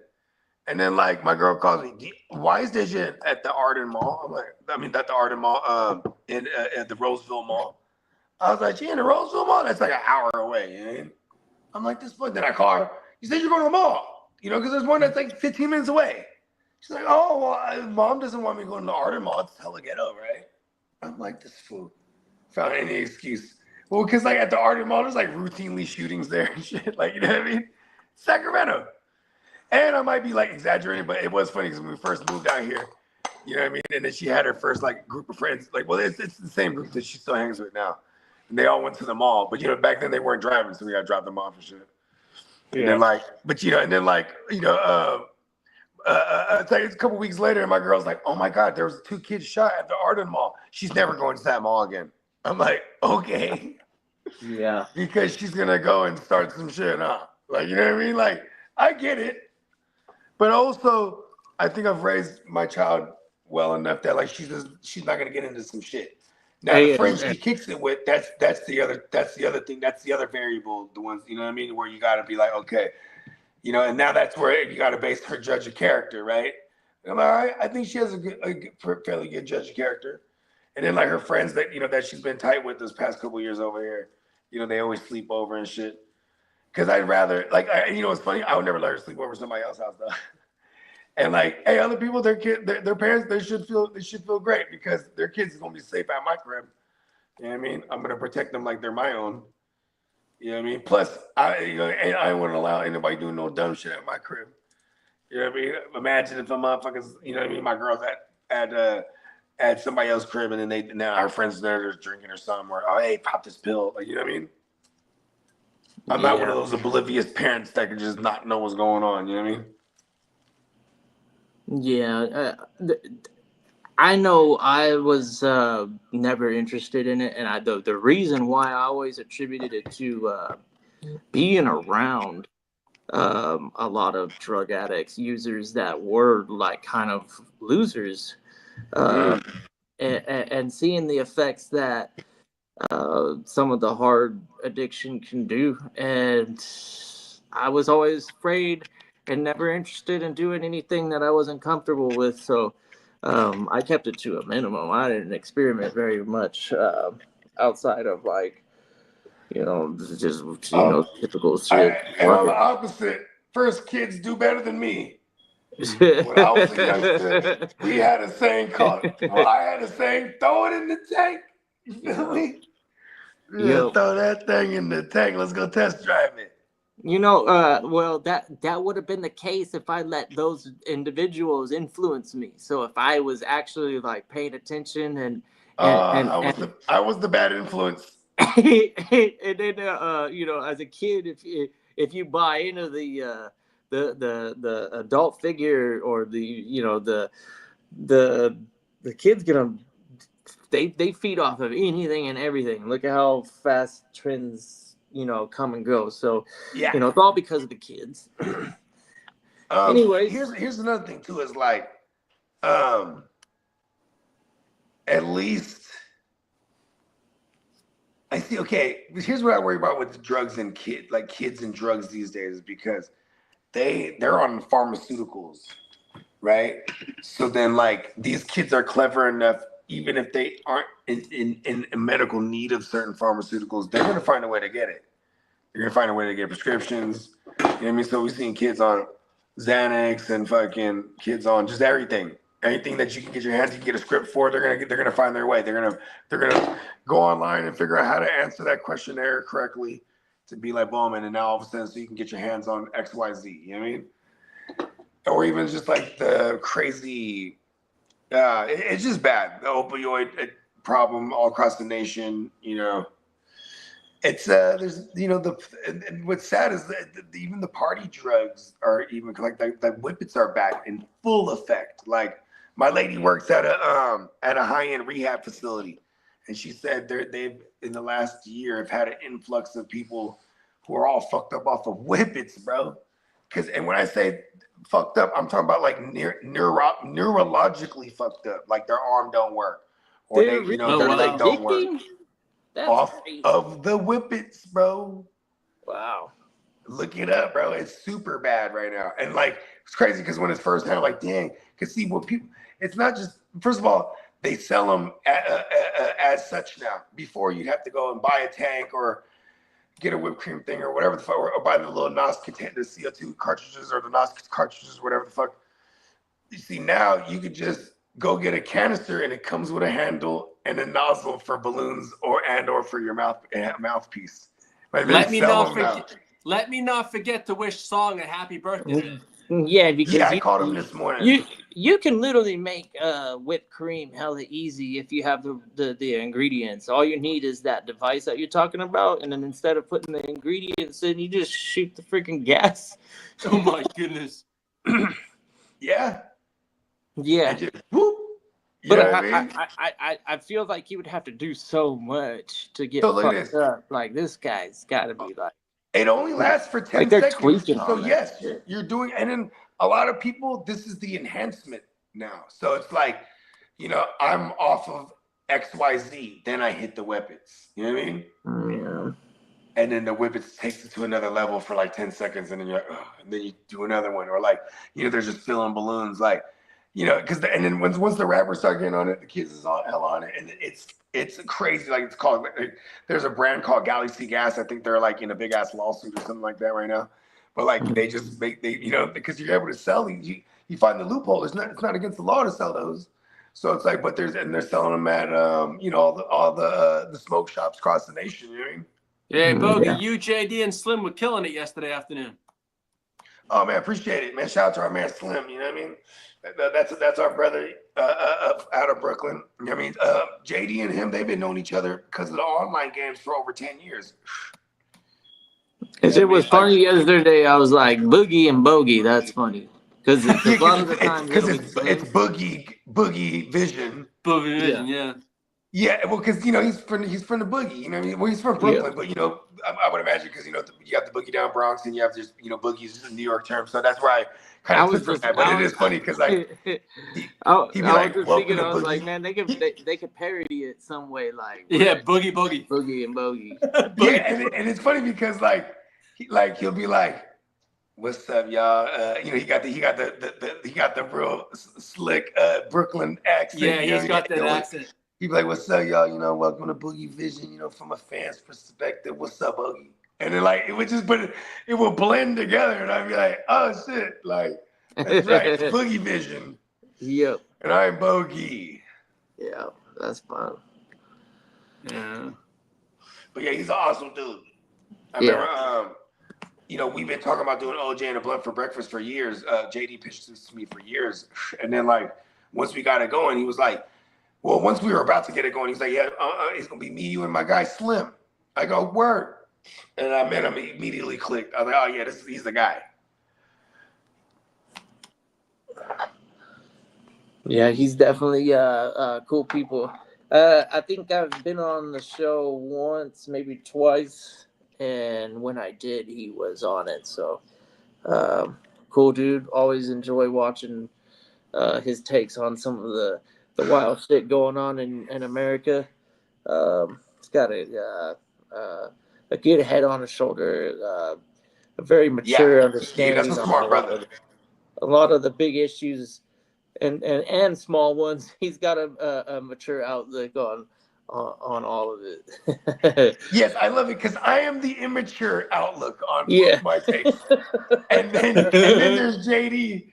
You know what I mean? So I like the dynamic that we got, and then there's been occasions where we brought on a fourth guest here and there, but yeah, the three of us, it is funny because there's been some times where I'm like, I almost want to have popcorn on hand because I like when they debate and I just give them the space. All right, You just sit back and relax. Gonna sit this one out.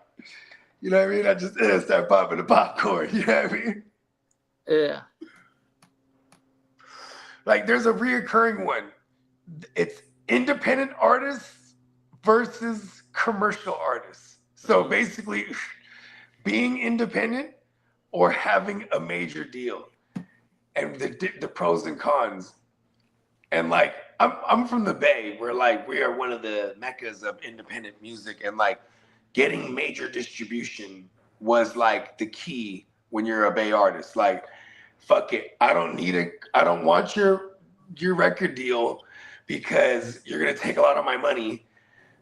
I'm already making money selling records independently, but you could get me all over the place. So I need major distribution. And that's, you know what I mean? So now, back then, if they sold an album for $20, but you got major distribution, you might get $7 on the retail. You know what I mean? Before, you used to get $17 on the retail. But now this major distribution is getting you everywhere. And you know what I mean? Now you're going to sell more records now because your reach is longer. So I fully understood, because JD would always be like, independent's better, and woo woo. And then from the mecca of rap, of hip hop and rap, where it all started, New York, here's Slim, and he's like, listen, having the major deal is where it's at, because they're gonna put you on the forefront, make you a star. But here's the thing, it's like I said, I'm from the Bay, so you could be a Mac Dre and go gold, 100,000 sold, and then you look on the sound scan. This is how he used to track where your records are being sold. He would sell 100,000 in Hawaii. You know what I mean? Alone. And he would go multi-gold. He would sell 300,000 in the Bay Area. You know what I mean? Maybe another 100,000 throughout SoCal and the Midwest combined. But he would sell 100,000 copies in Hawaii. So he would do concerts in Hawaii. This is where he had a market there. And then E40. E40 at one point, he signed a major. And of course, it made him, it was like a resurgence. He was already making money for a long time. But then now he gets the major deal, and then he had the big commercial hit at 2005 or whatever it was. So then it was okay, now we got Big Eye, but he did it smart. He signed with Lil Jon, because Lil Jon was doing his thing. Otherwise, everyone stays independent. You know what I mean? That's the way to go. You get all your money. the superstardom, if that's what you want, then get a major deal. But you know, you're probably gonna be a slave to that deal. They call it 360 deals now. For example, if I was the label and I signed you guys, I'd be like, man, Kidda's record's doing pretty good. Did you see he just got endorsed by Pizza Hut? And he'd be like, yeah, oh, how much did oh shit, he got $3 million on that Pizza Hut deal. Word, yeah. And then you go, Kidda, man, you balling. Yeah, but on my 360 deal, they get a piece of my Pizza Hut money. What? But that's not even music. That's a 360 deal. See what I'm saying? Yeah. It's like, and, you know, it's like, you know, but if you're independent, I'm on you know what I mean? And he's like, what? all of the Why is Bogart getting some of my Pizza Hut money? I'm over there eating Pizza Hut. Yeah, man. yeah. You're doing good out there, kid.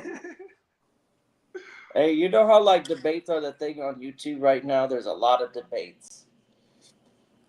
I don't feel think there's like ever there needs a to lack be of debates. there needs to be a group of like people who not only debate but they're forced to like blindfold taste test pineapple on pizza, and most of the contestants We'll say they like it. are people who Say they notoriously ever hate. acknowledge that pineapple is a legit. You ever realize that? They don't just say, I don't like pineapple pizza. They No, go, they look at you ew, like pineapple pizza? you're actually messed up in the head, like some sort of like psychopath that wants to put Anchovies is one of them too. and actually that's my preferred way to Pineapple eat them. anchovy pizza is phenomenal. Not pizza, but I'll eat anchovies, but I'll the best type of anchovies are the ones that come on a pizza. That shit does for an occasional pie is enjoyable, I admit. They're very potent.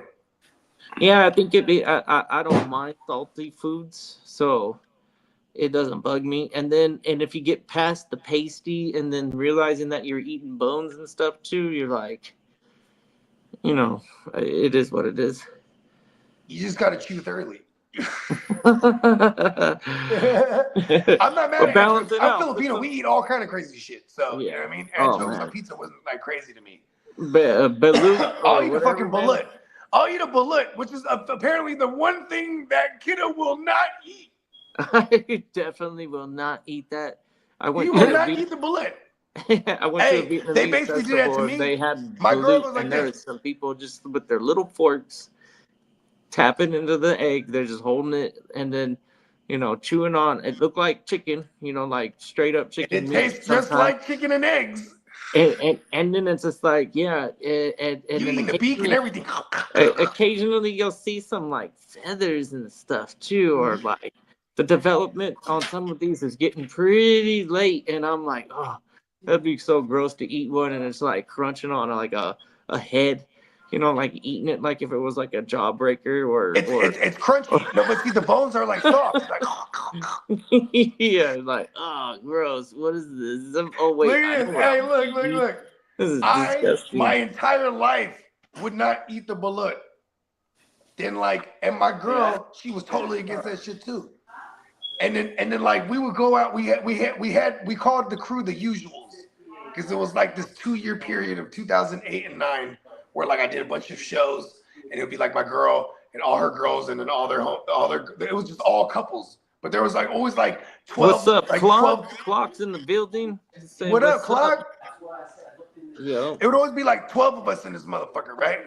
And every time we go out local, we would always go eat at the casino. When they come, And they had Filipino shit at the casino. So they had the balut. And then one day my girl's like, oh my God, try this. So I just go, oh, just don't even, she has the fork. And I'm like, it tastes like chicken and eggs. She's like, it's balut, fool. I was like, oh.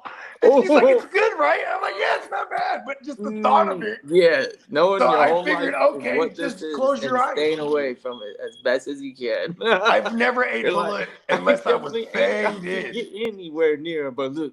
And then somebody sneaked it in there. They said, hey, come try this. You're like, hell yeah, I love food. You're like, what is this? You're like, oh, you kidding me? You got me finally. Hey, that's how I it is. realized it was good. I- That's exactly how it happened to me.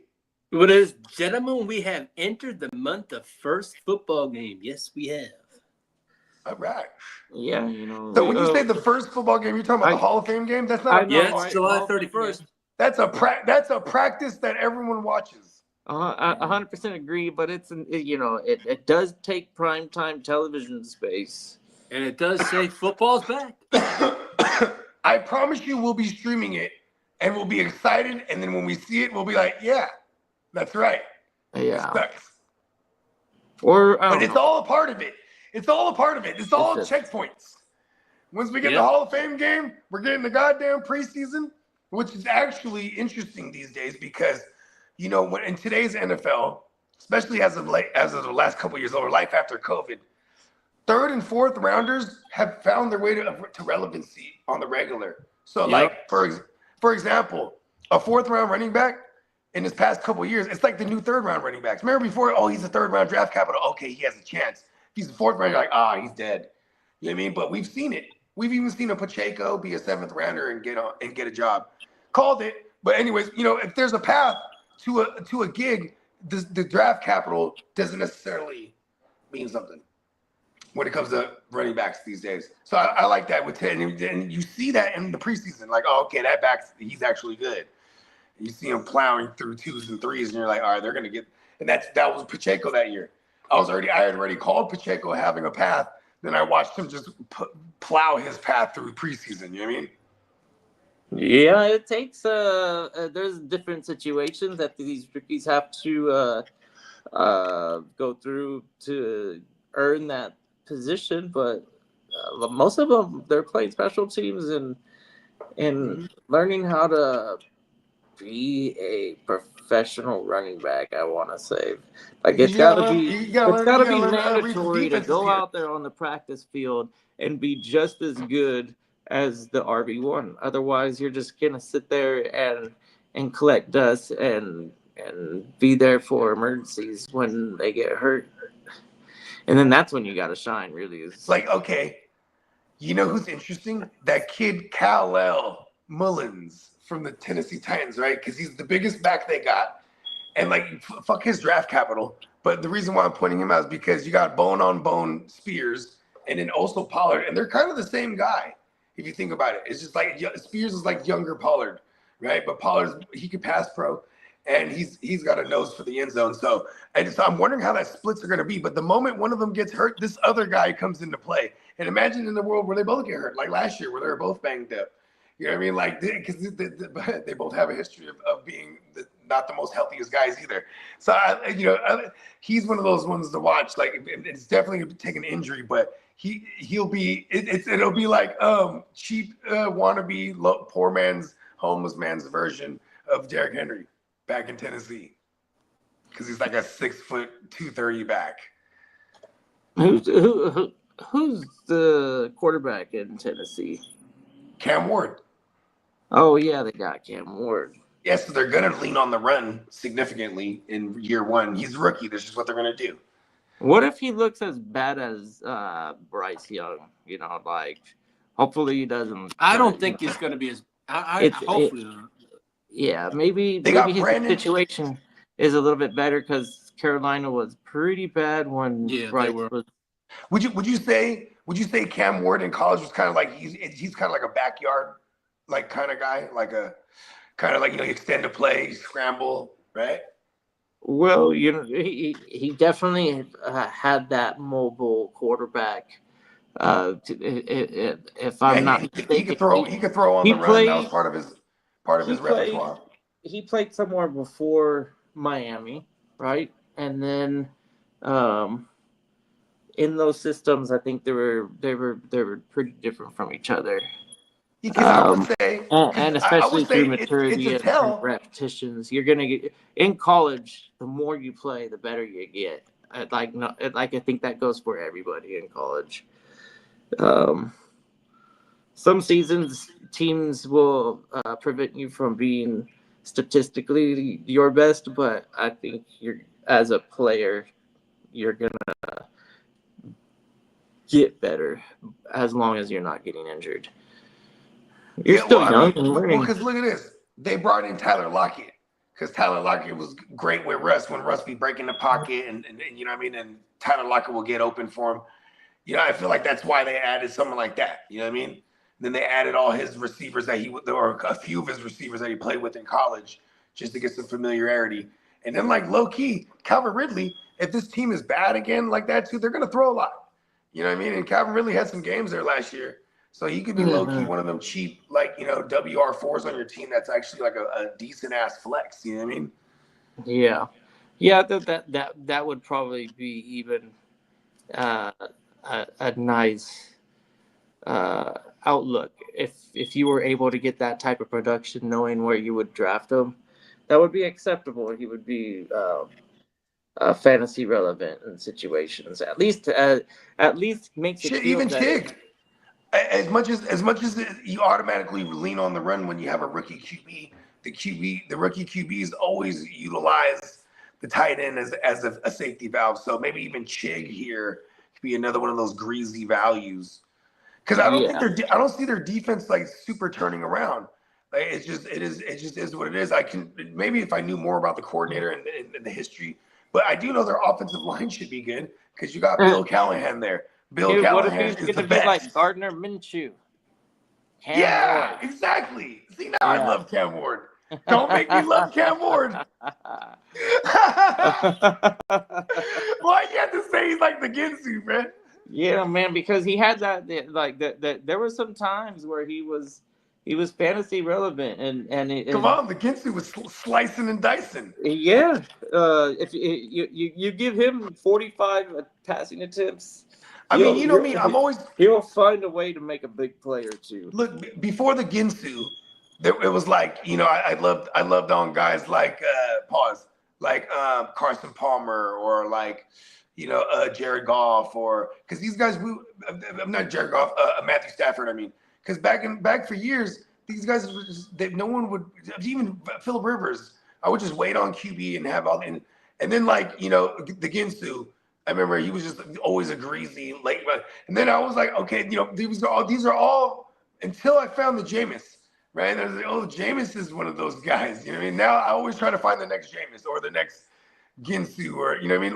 Like Sam Howell, I was like, oh yeah, greasy Sam Howell, you know what I mean? Hey, he was leading the league in passing yards, then they benched him, and then Tua ended up leading the league that year at 4,500 yards. He would have led the league in passing, bro. Like, we nailed that one. I remember you were one of the only ones that was with me on that shit that year. I was like, look, Sam Howell is going to be on a terrible team, and he's going to sleep. Yeah, the disparity on the quarterbacks was pretty wild that year. There was a lot of, mid-level Baker Mayfield went crazy. But it was wild that you were on the Baker out thing. Of all those mid-level quarterbacks, he was like the 8th and 9th ranked quarterback for fantasy over that season. It was people were taking the Wolf that year over Baker even. Yeah, he didn't even play. He was doing so bad for the team in real life, but not bad for us. But they sat his ass down for a game or two. It was like week 12 or 13. They sat him down for the grilled beef brisket the rest of the way. Yeah, and that was the motherfucking time for us going into the playoffs. It was frustrating as fuck because we had Sam Howell and we're laughing our asses off watching him. We were because he's gonna take 5 sacks, but he's gonna throw for 350. You know what? This is pretty sick. He threw for like 330 yards and like 5 interceptions, but he still threw 3 touchdowns, so that's not that bad at all. And he took 5 sacks. And then he was awesome. Yeah, he was pretty cool. Even Mike White, the great White Hope, White Mike, right? When he got in there, because Zach Wilson absolutely sucked, and White Mike would go in there and just sling it. And then life after White, they brought in Flacco the next year. And I was like, hell yeah, get fucked. And see, Flacco's one of those guys too. The old man Wacko Flacco, like, just get him in there. He's awesome for fantasy. You know what I mean? Yeah. He's gonna throw it. Yeah, I think he's definitely gonna start week 1. Jerry Jeudy, Cedric Tillman, all these guys, they might light it up the first couple weeks. Yeah. Njoku. Shit. He definitely knows how to read a defense. I don't think his eyes are whack. You know, everything else on his body might be slowed down, but I still think he sees the defense. And as long as he doesn't get tricked, sometimes he'll get tricked and Yeah, make and a get terrible picked. decision. But for the most part, there's a reason why he's still playing and continues to get jobs and other shit. He'll re-sign with teams he played for, whether it be like 4 seasons ago or 14 seasons ago. If Baltimore called him up and said, "Hey, Lamar just went down and we needed a quarterback," he'd be like, "Fuck yeah!" Right. and then Cleveland would be like, Fuck "Shit, did we yeah. actually do that mid-season trade interdivisional quarterback trade?" And Well, they might. then Here's the thing. As long as you have a coaching correlation too, you're in there. Like, for example, the Darren Waller thing. Darren Waller and Guccini put me on game of this. The tight ends Yo, coach. shout out to Neon Peacock. It sure is. We got Joe Flacco on the sick graphic. Yeah. Yeah, He's on that thing. he's the Iron Man. I don't think I've heard him say he's ready to retire. Like the only thing that I've he was heard, just chilling. yeah. He knew he played under Gary Kubiak before, and then Stefanski coached under Kubiak, and pretty much like this, you know, he's a Kubiak disciple. I'll just say that. So like when they called him a couple years ago, he came off the couch, bro, and like you know what I mean, and he was like, yeah, I'll be able to play this system for sure. Took him to the playoffs, bro, and got absolutely tricked a couple times, just like you said. Christian Harrison was one. Remember the Texans demolished them because they actually stuck it to the Texans a couple weeks prior to that in the regular season, where Amari Cooper went cray for like 150 plus or something like that. Hey Lee, Clock's here. It's the same thing that I'm hearing, and I know you've explained it before. The battery. That. Let me shut the door. Hold on. Yeah, Lee. I'll just say it. What everyone's thinking. It's really annoying, Lee. No. You know, to me, actually, it sets up pretty well. Like this, like say don't we mind wanted it. to I'm make just a fucking short. with him. Just say we wanted to make a short, right? And then in the middle of it, you hear and then they're like, "Oh shit, these guys are housed in a trap or something." No, like, our house is one of those smart houses. So well, there's a meme out there for the dead battery and the fire alarm, and it has a lot to do with like a trap house. I don't know. There's too many. I mean, bells Lee, and whistles listen, in this Lee, house. they're I have on to you, figure Lee. There's too many bells and whistles. Trap and B.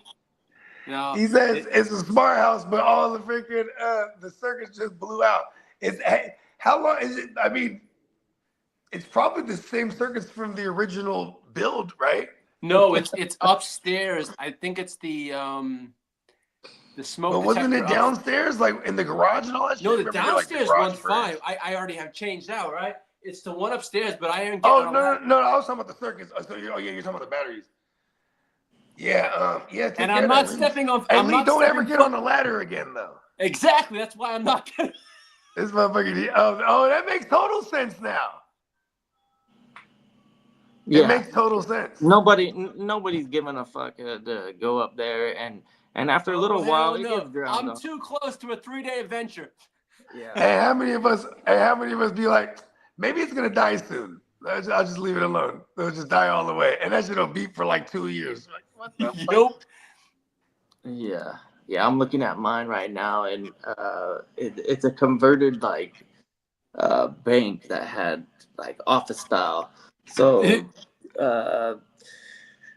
there was the that like cardboard looking like cheap ceiling. Yep. Well, they wiped that out, and all like the ducting and the plumbing and the that stuff is exposed from the main foundation For real? level.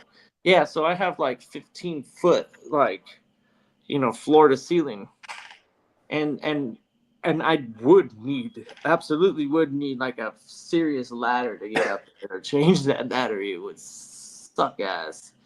I wouldn't make it. I would definitely make it. Would there ever be a moment where you would Agreed, take, Peacock. They still beat. is there ever a moment you just start grabbing everything in arm's reach and throwing it at it in hopes that you can just hit it and stop it? Well, fortunately, I haven't had a beat of it. Okay, well now Lee, since your thing is beeping, let's go find like a football and throw it at it. I'll break something else. Let's go. I'm pretty sure you got like an autographed like Babe Ruth baseball or something. That'll do the I've got trick. a bunch of baseballs here that I probably didn't give a rat's ass about, pause. Yeah, they're all autographed by some greats. Fucking grab it, chuck it at it. All the big See what you got, pretty Lee. much all. And make sure you stretch before you pitch it too. You know what I mean? I don't want you to hurt yourself. Yeah. Let's go. Let's get this on camera. Yeah. Okay, man. I can still hear it, man. Throw it. Find a baseball. Ooh, let's go find the longest like stick thing you could find and just poke it. Hey, I thought you said it was something to do with the Ring camera or something. No. We don't have ring cam. We have Vive in this house. All We right, have whatever that is, right? Vive Yeah. is that security system. Is that I so? have You no said there idea was who like a that motion person detector, is. and that every time. Vivint is our security system. So is it a motion detection alert? Like the system Oh, sees man, a we bird have- flying around? No, let's see. So- We have But it carbon does seem monoxide kind of detectors in like this house that we rhythmic, have. like Does it there's- shoot? Does it shoot every- projectiles at things that are on the perimeter? We have carbon monoxide detectors in this house that beep. I can see Smoke Lee in his detectors. own yard getting hit up like, oh shit, the security alarm's on. Just There's too many things in this house that beep. how many times have you set off your own alarm? Me? About 3 Yeah. times. we have things on the window I never knew when we moved in here, and he touched the window, the alarm goes. He's like, it's so fucking hot in here. And when you have them security systems, if you don't alert them right away, or I mean, I would imagine these days they would have like cameras, like emergency indoor. You got indoor cameras? We Inside, have what do they two. call that? What do they call those? Nursery cameras? Oh, I know what you're talking about. No, we have Just like cameras that are in the house. yeah, we have 1 on the inside and then 3 on the outside. One above the garage. You're in 2 Texas, in the Lee. How back. many guns you got? Yeah. Huh? Nothing. Don't answer that question. Nope. Oh, Peacock's out of work for the day. Nice. Yeah. Yeah, there you go. And enter 3-day weekend. Oh, hell yes. That's true. Click, click, click. Not for me. These are one of those holiday weekends for people like me in the tourism industry. You know, I although Disneyland does see a fair share local, but Yeah. man, this is a hot time to go visit for a lot of families because this is the only time that they found that they could maybe have more than a 2-day trip. So it's True. it's gonna be busy and lots of money to be thrown around because kids love things and there's lots of things at Disneyland. Oh yeah. You know, send my regards to the Big Mouth. Yeah, Big Mouse is he's doing pretty well, man. I'm proud of the little guy. He's grown up, you know, very mature. He still wears those adolescent shorts or whatever you want to call Yeah. them. Well, I guess overalls. Yeah, kind of like, but without the straps or something, right? It's I know, right? It's Maybe kind get of a tie on 'em? different. You know, I don't know what's going on there, but anyways, it looks pretty classic. You know, maybe something that was popular in 1928.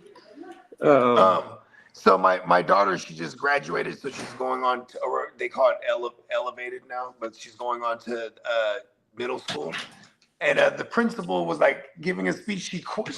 And to quote Walt Disney, if you could dream it and imagine it, you can make it happen in real life. Thank you. Like she ended her like little speech with a quote from Walt Disney. And I was like, yeah. But every time I think of Walt Disney, I just think of him like making his point with a cigarette in his hand.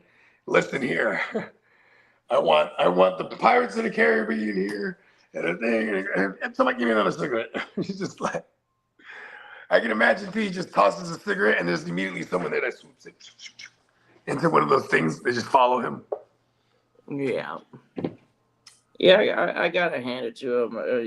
I'm a fan too. I also, Yeah, he's the man. I also like the park too. And when I find myself having an opportunity to walk around and be a guest as opposed to a employee, it's Like, I remember still when we first got enjoyable. there? And Remember when we get first got there, excited kiddo? to go still. It's I'm Remember like, my little man? He didn't want last to do time. shit at first. Most of the time, you know what I'm all about? I'm all about the food. So I do try a lot of the seasonal items, new things that I get updated on. Do they still And got the Salisbury steak at the fried chicken joint? over at the Plaza Inn, I believe they do. I haven't actually eaten at the Plaza Inn That Salisbury steak is fire. in a little while. I like Salisbury steak. It's a nice whole hearty, like it's different. It's I you're think not it comes getting a with potatoes and like cheeseburger. some green beans and potatoes, if I remember correctly. Yeah, you know, Potatoes all in the sauce and the green beans in the sauce. it's definitely built for like the grandparents, huh? Because it's like easy to like chew, and you Yeah. get mashed potatoes to go. But with also some, too, it's like super because the only soft time here's my hamburger. thing though. The only time I've ever seen you always hear about Salisbury steak. The only time I've ever seen it or had it was in elementary school and it was the peel off top and it was like, oh, we're having Salisbury steak this week, and I'd be all excited. So when I was in Disneyland, where everyone's like, oh, the fried chicken's bomb at this place. I'm getting a fried chicken and I see that somebody with a Salisbury steak and I'm like, hey, that looks hella fire. And I was like, Salisbury steak, and I swear this shit was fire. I had the fried chicken too. It was phenomenal.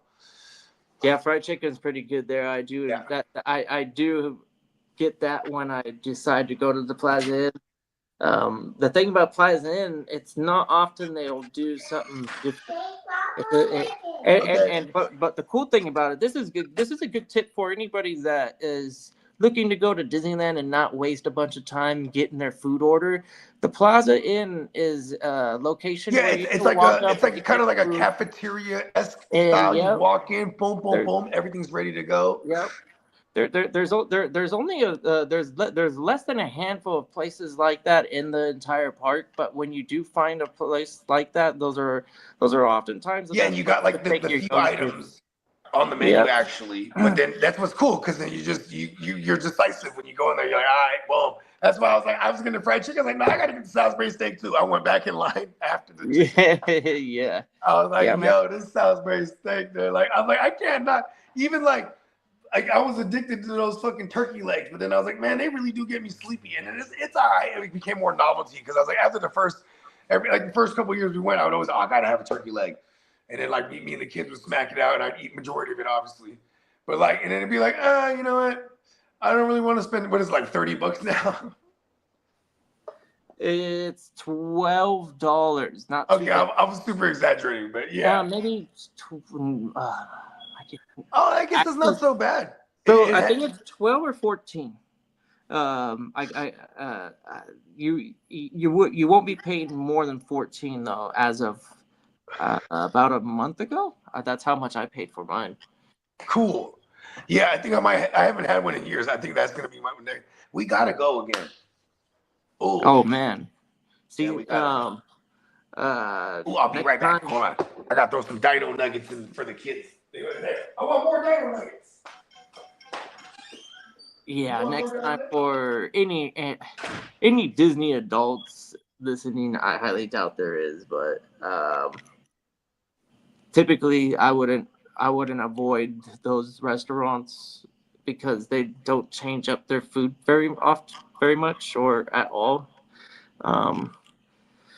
So I'll try the places that rotate seasonals, and those are always the main reason why I'll go back. Right now at Bengal Barbecue, which is across the way from Indiana Jones and Jungle Cruise, that area. They've got a new menu item that sounded really good. Off the top of my head, I have no idea what it was, but for all of our returning audience, a lot of them might know that I'm a big barbecue fan, so I'll go to the Bengal barbecue and typically get the pork belly. The pork belly there is fire. It's super good. Melts in your mouth, and it has that smoky char to it because they have the heat so high, but it's open flame. So very good barbecue pit for short order stuff. They don't have big giant pieces of meat though, like cube them up and skewer them, but and then they'll have some corn too. That's pretty good, but and also Disney's California Adventure, freaking fun. Not a lot of rides, and sometimes the shows aren't as impressive in the daytime. I think the nighttime stuff is pretty cool. But really fun park. I prefer going to Disney's California Adventure most of the time because they have a better selection of food and drink. And I grew up with that park, or at least going to it once or twice a year. And that whole riding the stuff is if there's nothing new, I don't need to ride it. You know, it's not like I have to go out there achieve some sort of like ride thing. I do experience rides most of the Hey, time. Kidda, Darvish comes off the IL Sunday. Yeah, and I think was it Friday? Somebody's returning on Friday too. Or scheduled to return on Friday. Or is it Brandon Woodruff with Milwaukee? Yeah, Woodruff too pitches Sunday. I think Sunday. Yeah, he pitches Sunday. I'm excited about that one. For the Padres, it's such a tough division, and the National League is just it's going to be an outright battle. Like last season, we were the best team after the All-Star break in all of baseball. So it is exciting to wait and see how this team develops in the second half. They stayed in it. They're still. Are the Dodgers all beat up still?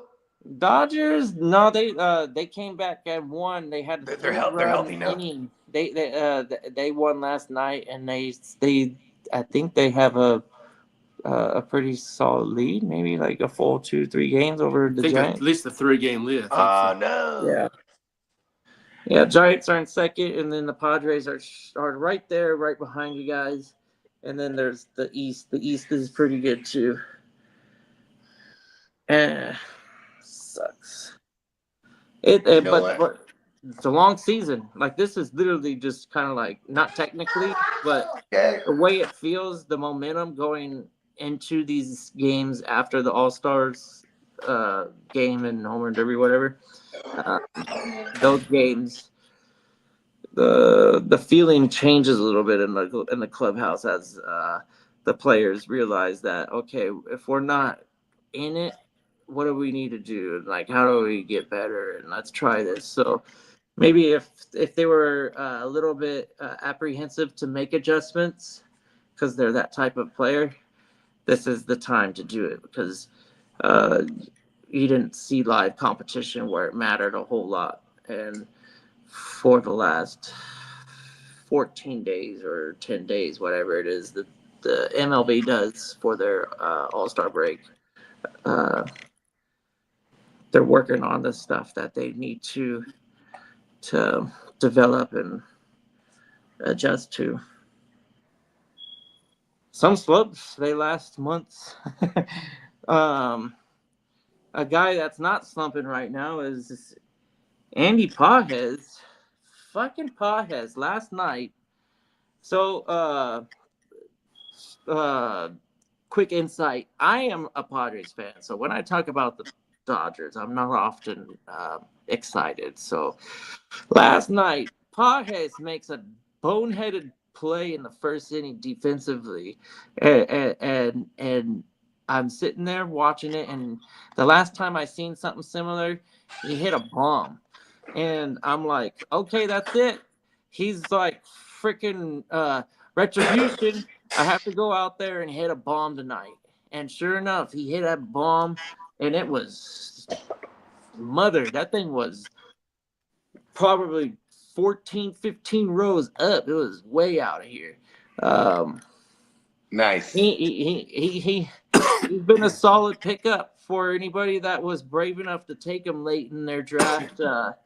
He had a position on the Dodgers, which is usually a team kind of like the Eagles and the Lions, and in a way where all of their playmakers are really good and oftentimes starting on numerous teams in one league.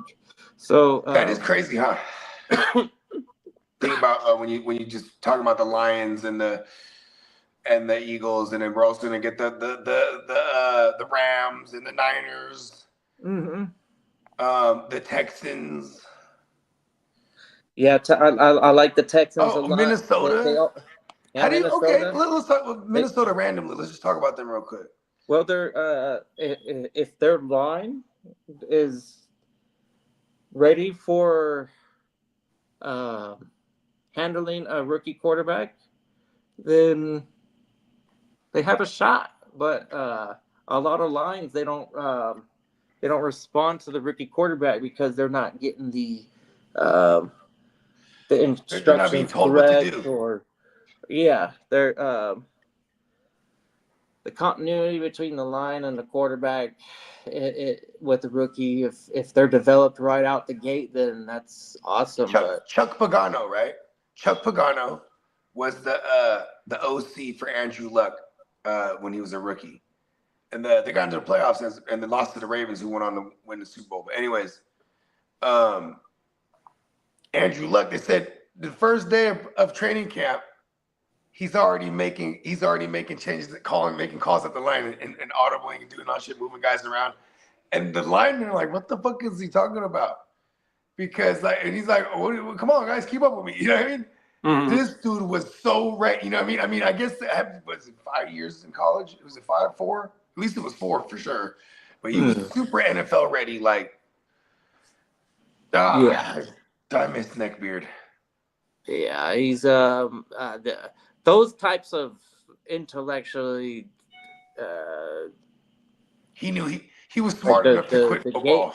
They're game managers, but the ability to change assignments and make a pre-snap read and change the play, audible to a run at the perfect time.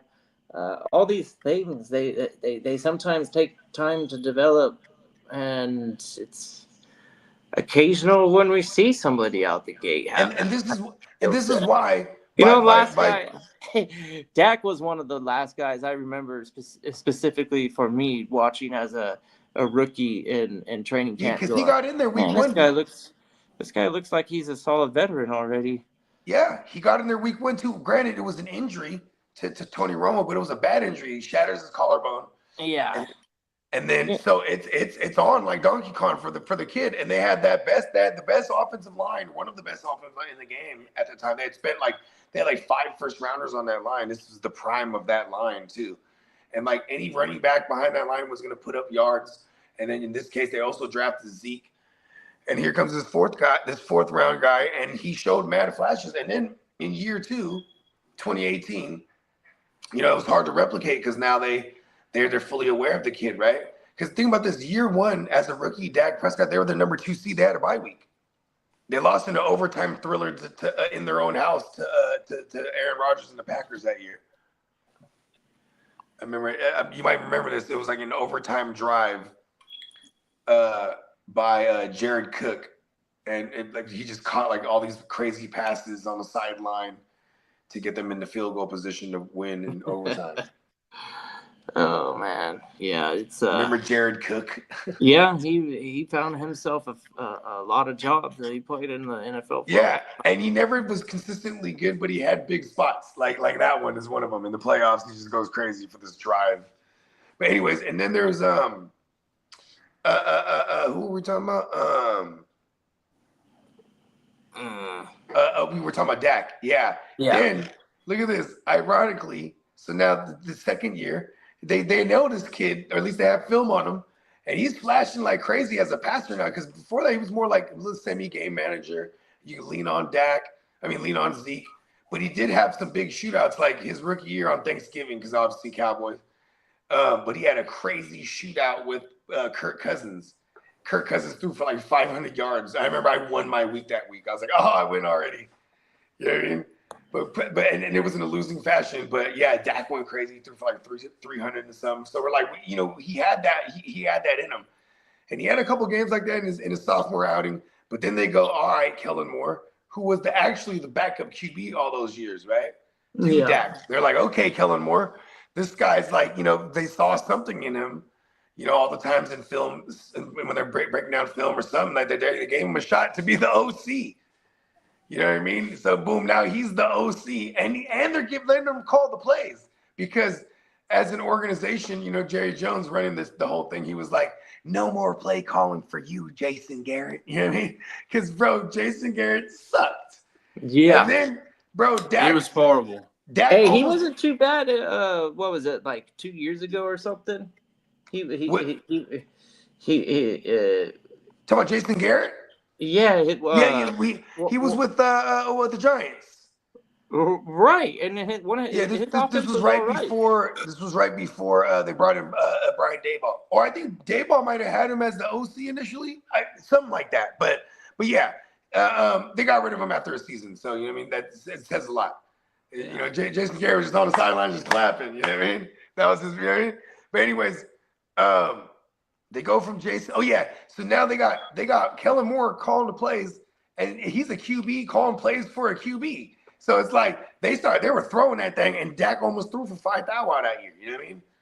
And then 2020, if you remember, he fires right out the gate. He's going crazy, 300 yards, 400 yards, 500 yards.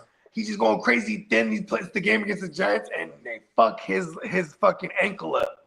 Bang. You know what I mean? And then he's kind of been dealing with injuries here and there ever since. It's kind of crazy if you think about it. It was 16, 17, 18, 19, 20. So 20. So he had 4 seasons, and then halfway, maybe like a little over a quarter of the way through his 5th season, he finally got that big injury. Because he's a big dude. You know what I mean? If you think about what all things considered, like Dak's not a small guy at all. Pause. Yeah. Yeah. So it's like, oh shit. And all his problemos since then have been all his wheels. You know what I mean? Lower extremities and shit. That's typical for a goofy guy like he is. He's gonna get smacked. He's just gonna make a dull-headed decision, thinking that he's more athletic than he really is, and then he gets sandwiched and just we've seen it. out there. I worry about Dak. Dies a lot. I worry his decision making is bad. Period. But he gets up. The Phillip Rivers was like that. Phillip Rivers would sometimes, our teams were so bad and he was just getting annihilated. And just throwing a damn ball. Yeah. You know what's so funny about Phillip Rivers too? Because he was a good Christian, quote unquote. So he wouldn't say like bad words. He was like, "Farfin Dugan." Yeah, but he had no talks. He had no He'd trouble be like, smack "Doggone talking, it!"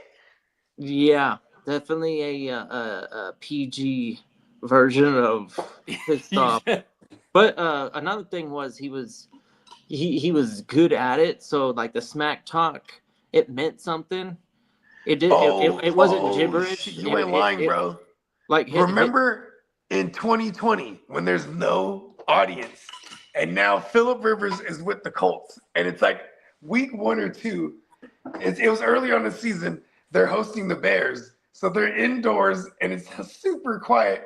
And he's like, "What was Roquan Smith's number? Is it 20 something? 24?" Roquan? No, he wouldn't wear 24. 58? 58, yeah. But he's like, "You 58. I see you 58.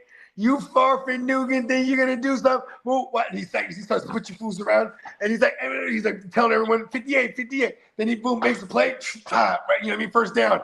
Told you. He's all doing the freaking front, but you can hear him like loud and clear. And Roquan was hot. What? Shut up. And they're like, "Oh, they're trying to tell him to calm down. Hey, chill. Imagine that though, because you don't have this roaring audience. So it's like, because then we've seen a lot of disorderly. What do they call that? Disorderly conduct, or like there's Yeah. flags for I mean, whatever the fuck. Right. Yeah, he gets penalized for smack talk, but it's never egregious or offensive. No. In a sense, it's always like somewhat like just professional smack talk. Like he's good at it. But he reminds me of Lee. Like Lee and Phillip Rivers are very, where they have like these highs. And Lee goes on one of those ear where reps. they're just like you outrageous friggin' and Fernackin'. screaming at the And my fucking rants go a while. and that's one of the things that people that played with him would say, that his character carries over as a leader and just an overall good guy that they like to have as a teammate. And I never had an issue with Phillip. I thought he was always funny to me too. Like but it sucks. He just they moved on. They chose him over Breeze, and then they didn't see it in Breeze. I guess. I think looking back at it, the trade between the Giants and the Chargers, it was good for both sides, because I don't think Eli would have been very good for the Chargers, and Phillip Rivers. Drew Brees would have beat him out. Yeah. Shit. Drew Brees would have beat him out for the show. And then when we traded him, he was still hurt, so he had to fully recover. That is true. They didn't even. Yeah, that is true. They didn't even give him a fair shot. Yeah, that's why Sean Payton took the shot, right? He's like, all right. Yeah, Breeze was the guy. Like, I was definitely a fan of Breeze. Yeah. Chargers.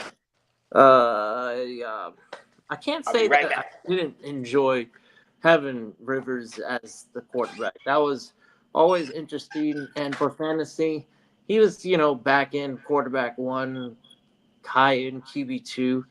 So if you were doing sitting and waiting on those quarterbacks, Phillip Rivers, he was oftentimes the guy that you would kind of like maybe draw a line when it came to tiers.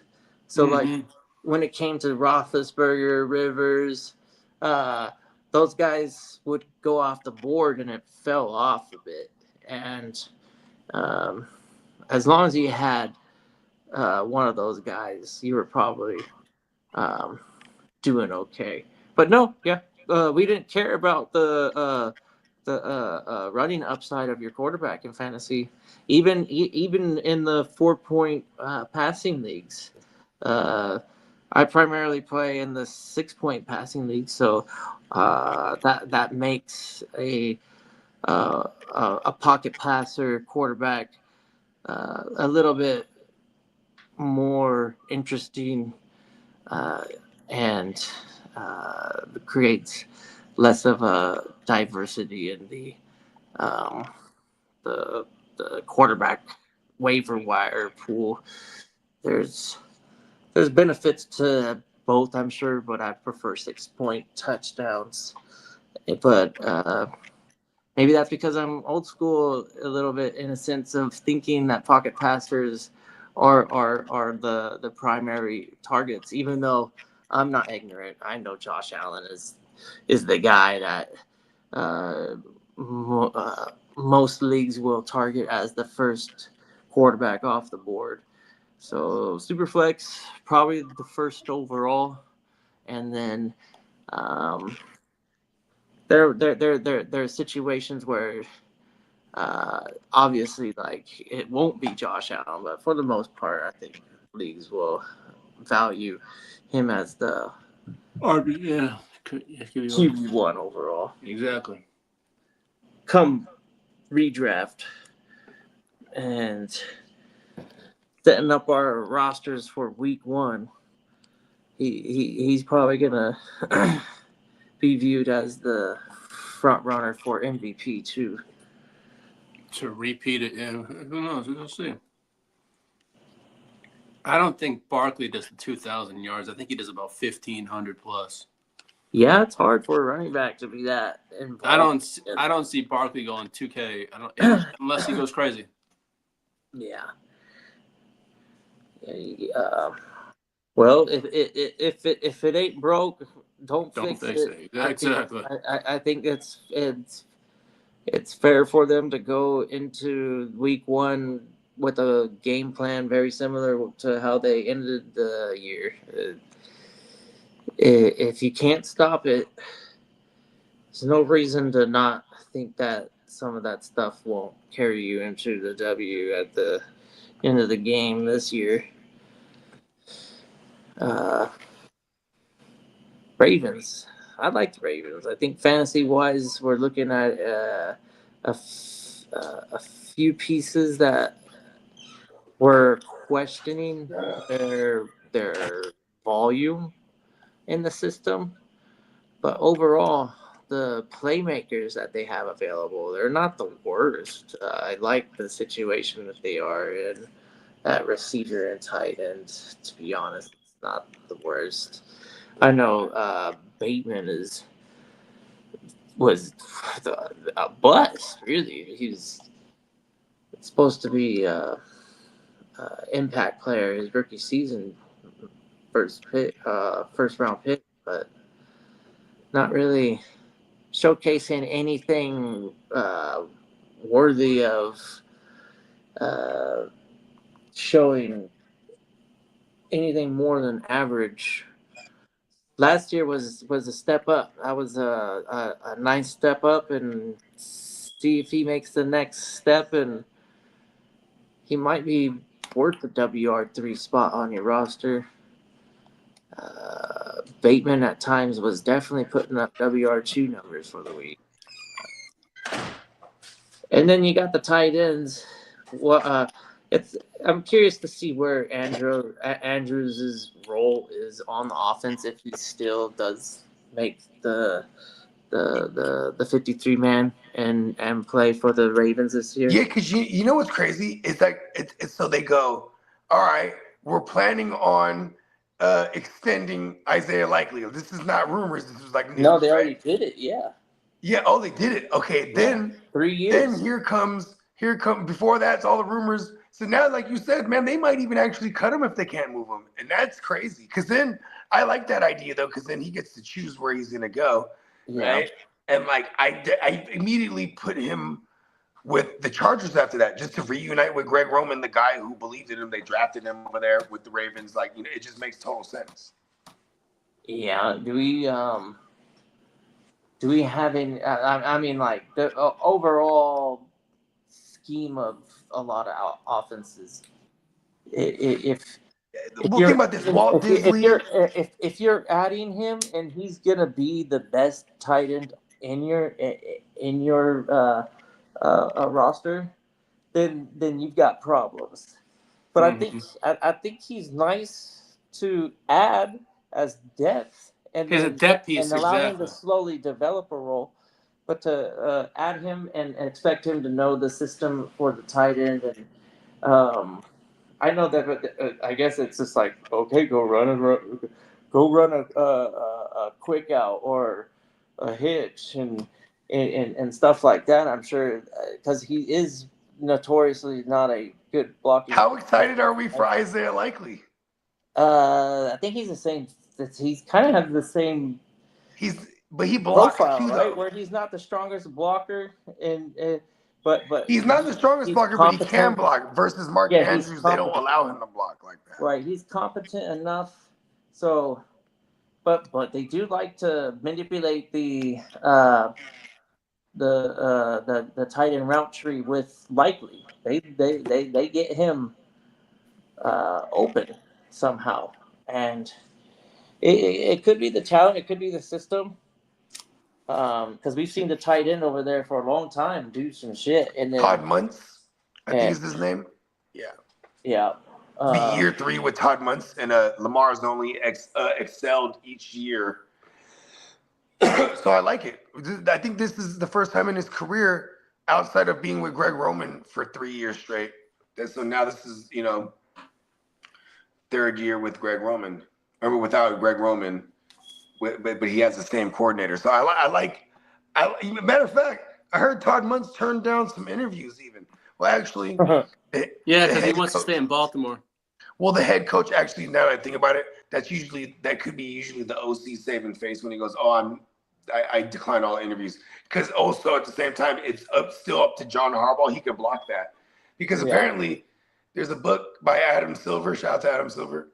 He's dropping a book when he writes all about the Shanahan and the Shanahan tree in the current NFL, right? And he even goes back to Mike Shanahan and all the shit. And he talks about how, like, you know, the current Shanahan thumbprint is everywhere, obviously, with LaFleur and McVay and McDaniels and Zach Taylor, and you know, and they were all there together. Even Kevin O'Connell, but I don't think maybe Kevin O'Connell wasn't there with him in Washington. But all those guys were in Washington together. You know what I mean? Under Mike Shanahan. So it's kind of crazy because now they're pretty much the thumbprint of the offensive attack all across the league right now, right? But Mike McDaniels, to get to my point, I always take the long way, is that Shanahan was blocking McDaniels from getting head coaching interviews for years until he lost everyone. It was like, all right, fuck it, I can't stop you. Go get the Dolphins job. You know what I mean? Mm-hmm. But also we got compensatory picks for that. Yeah. Because that was a thing at that point now. So he's like, all right, we'll do it. But he was trying to hide him for hella long because he was one of his best one of his best guys underneath. Pause. And all those guys were together in Washington. It's hella crazy. And Shanahan was calling the shots. And now they're all like frenemies, you know what I mean?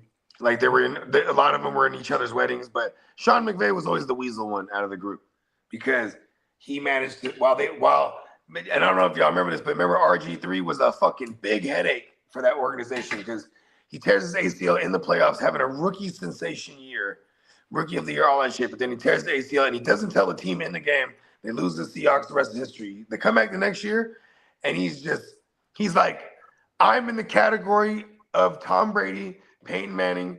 He's like, you put my name in those conversations. And he's like, I'm what the owner wanted, this and that. And he pretty much made the owner choose, bro. And it's at the end of that shitty year, they moved on from the Shanahans and in favor of what RG3 wanted. They bring in Jay Gruden, John Gruden's brother, and Sean McVay, life before he got to Washington with the Shanahans. He was in Tampa Bay up underneath John Gruden doing something. I forget what he was doing. He was some kind of like he was something on the staff as a youngster. So like, you know what I mean? If you look at it too, Sean McVay, all his mannerisms are John Gruden, bro. Hey, you know, our team's really good out there and we're going to go out there and we're really going to get him in the face this time. And you know what I mean? Like he has that John Gruden delivery. It's hella funny. But Jay was like, hey, they got this kid McVay over here. And then, you know, he basically looks for the voucher. And then John's like, yo, that's a good kid. That's a grinder. You know what I mean? Boom. He fucking, so then all in all, the way it looks like, at least the way Mike Silver paints the picture, and also for me, just over the years paying attention to it, this is where the frenemy shit started because it was like, okay, you boot out all the shanties, right? Mm-hmm. And mind you, Sean McVay's grandpa was the GM for the Niners all those Super Bowl runs years ago. So there's like all these correlations, but like it's like, okay, so you kick the shanties out, and then here comes Jay Gruden, but he retains Sean McVay. It's like you're gonna be my OC. So he basically replaces Shanahan, and that's where the kind of the frenemy shit started. Like, all right, fuck you, Sean McVay, bitch. You know what I mean? And then look at this. Now you flash forward, and it's the Niners Rams Sean McVay versus Shanahan twice a year, and it's thick. We're in it thick, and now we have this opportunity to go get Matt Stafford, and so we set up this fucking secret hiatus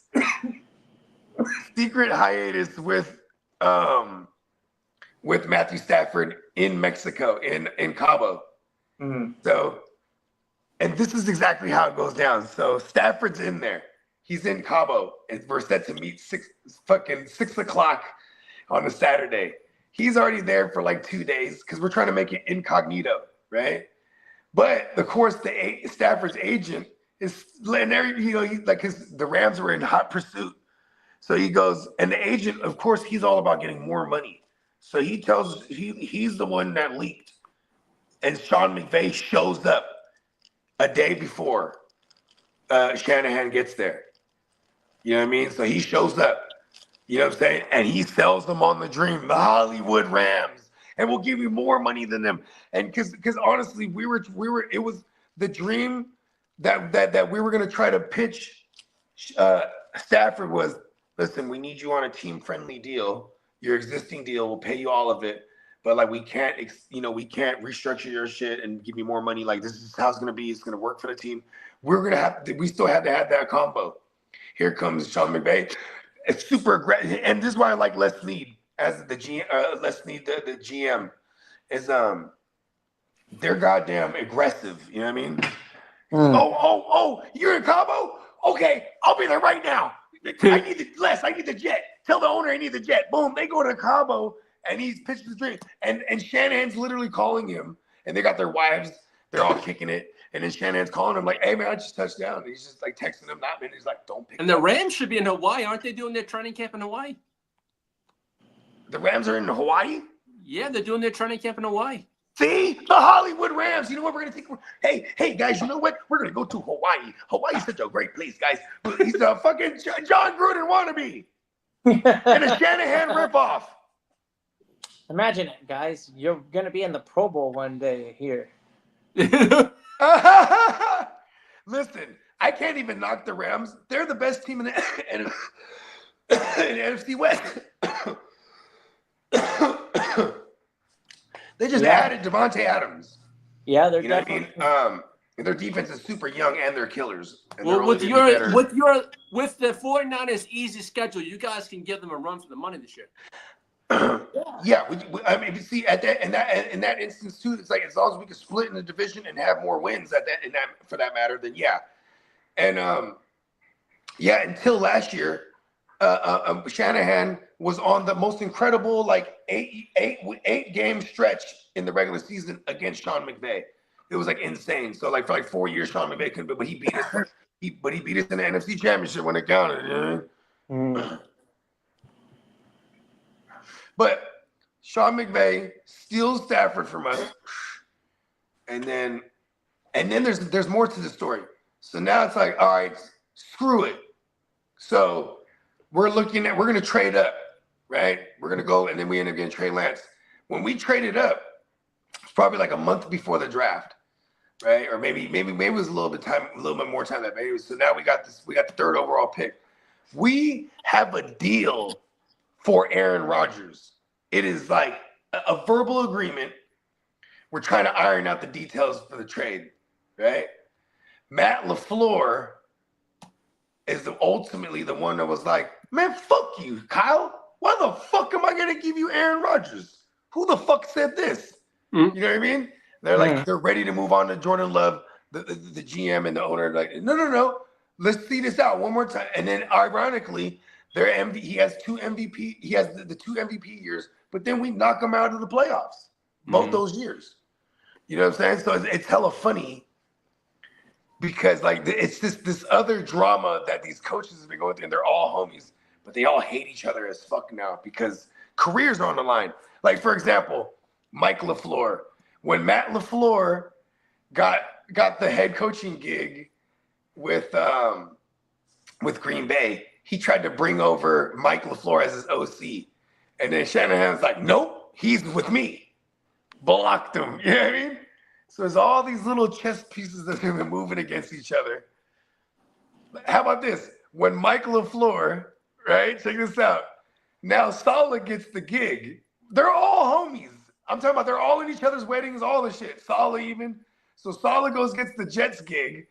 And he goes, Shanahan, I'm bringing Mike with me. And then that entire offseason on some incognito stuff, we were scouting Zach Wilson, Trey Lance, all of them. But Shanahan had Zach Wilson super high up. So and they had been watching film on him, getting prepared. So now here's Mike LaFleur. He leaves with Saleh, and they bring all that scout report, and they take Zach Wilson. Oh, they got stuck with the garbage. No, they didn't get stuck with them. It was they had the number 2 pick overall. They went Well, over you there. know, having him fall to you, you're getting stuck with them. I mean, it might be your fault. Yeah, they might have saved this. You might have saved this. Who knows? Maybe Zach Wilson actually becomes a dude with, it changes the course of history. You never know. I mean, but maybe we were just destined to have a bust there because it would have been either Mac Jones or it would have been Justin Fields, if not Trey Lance. So it's like, if you think about that, Mac Jones was actually the only one that year out of all those rookies to have any kind of success. He went to a playoff game. He lost to the Bills. And so we're like, oh, look at McCorkle Jones. There might be.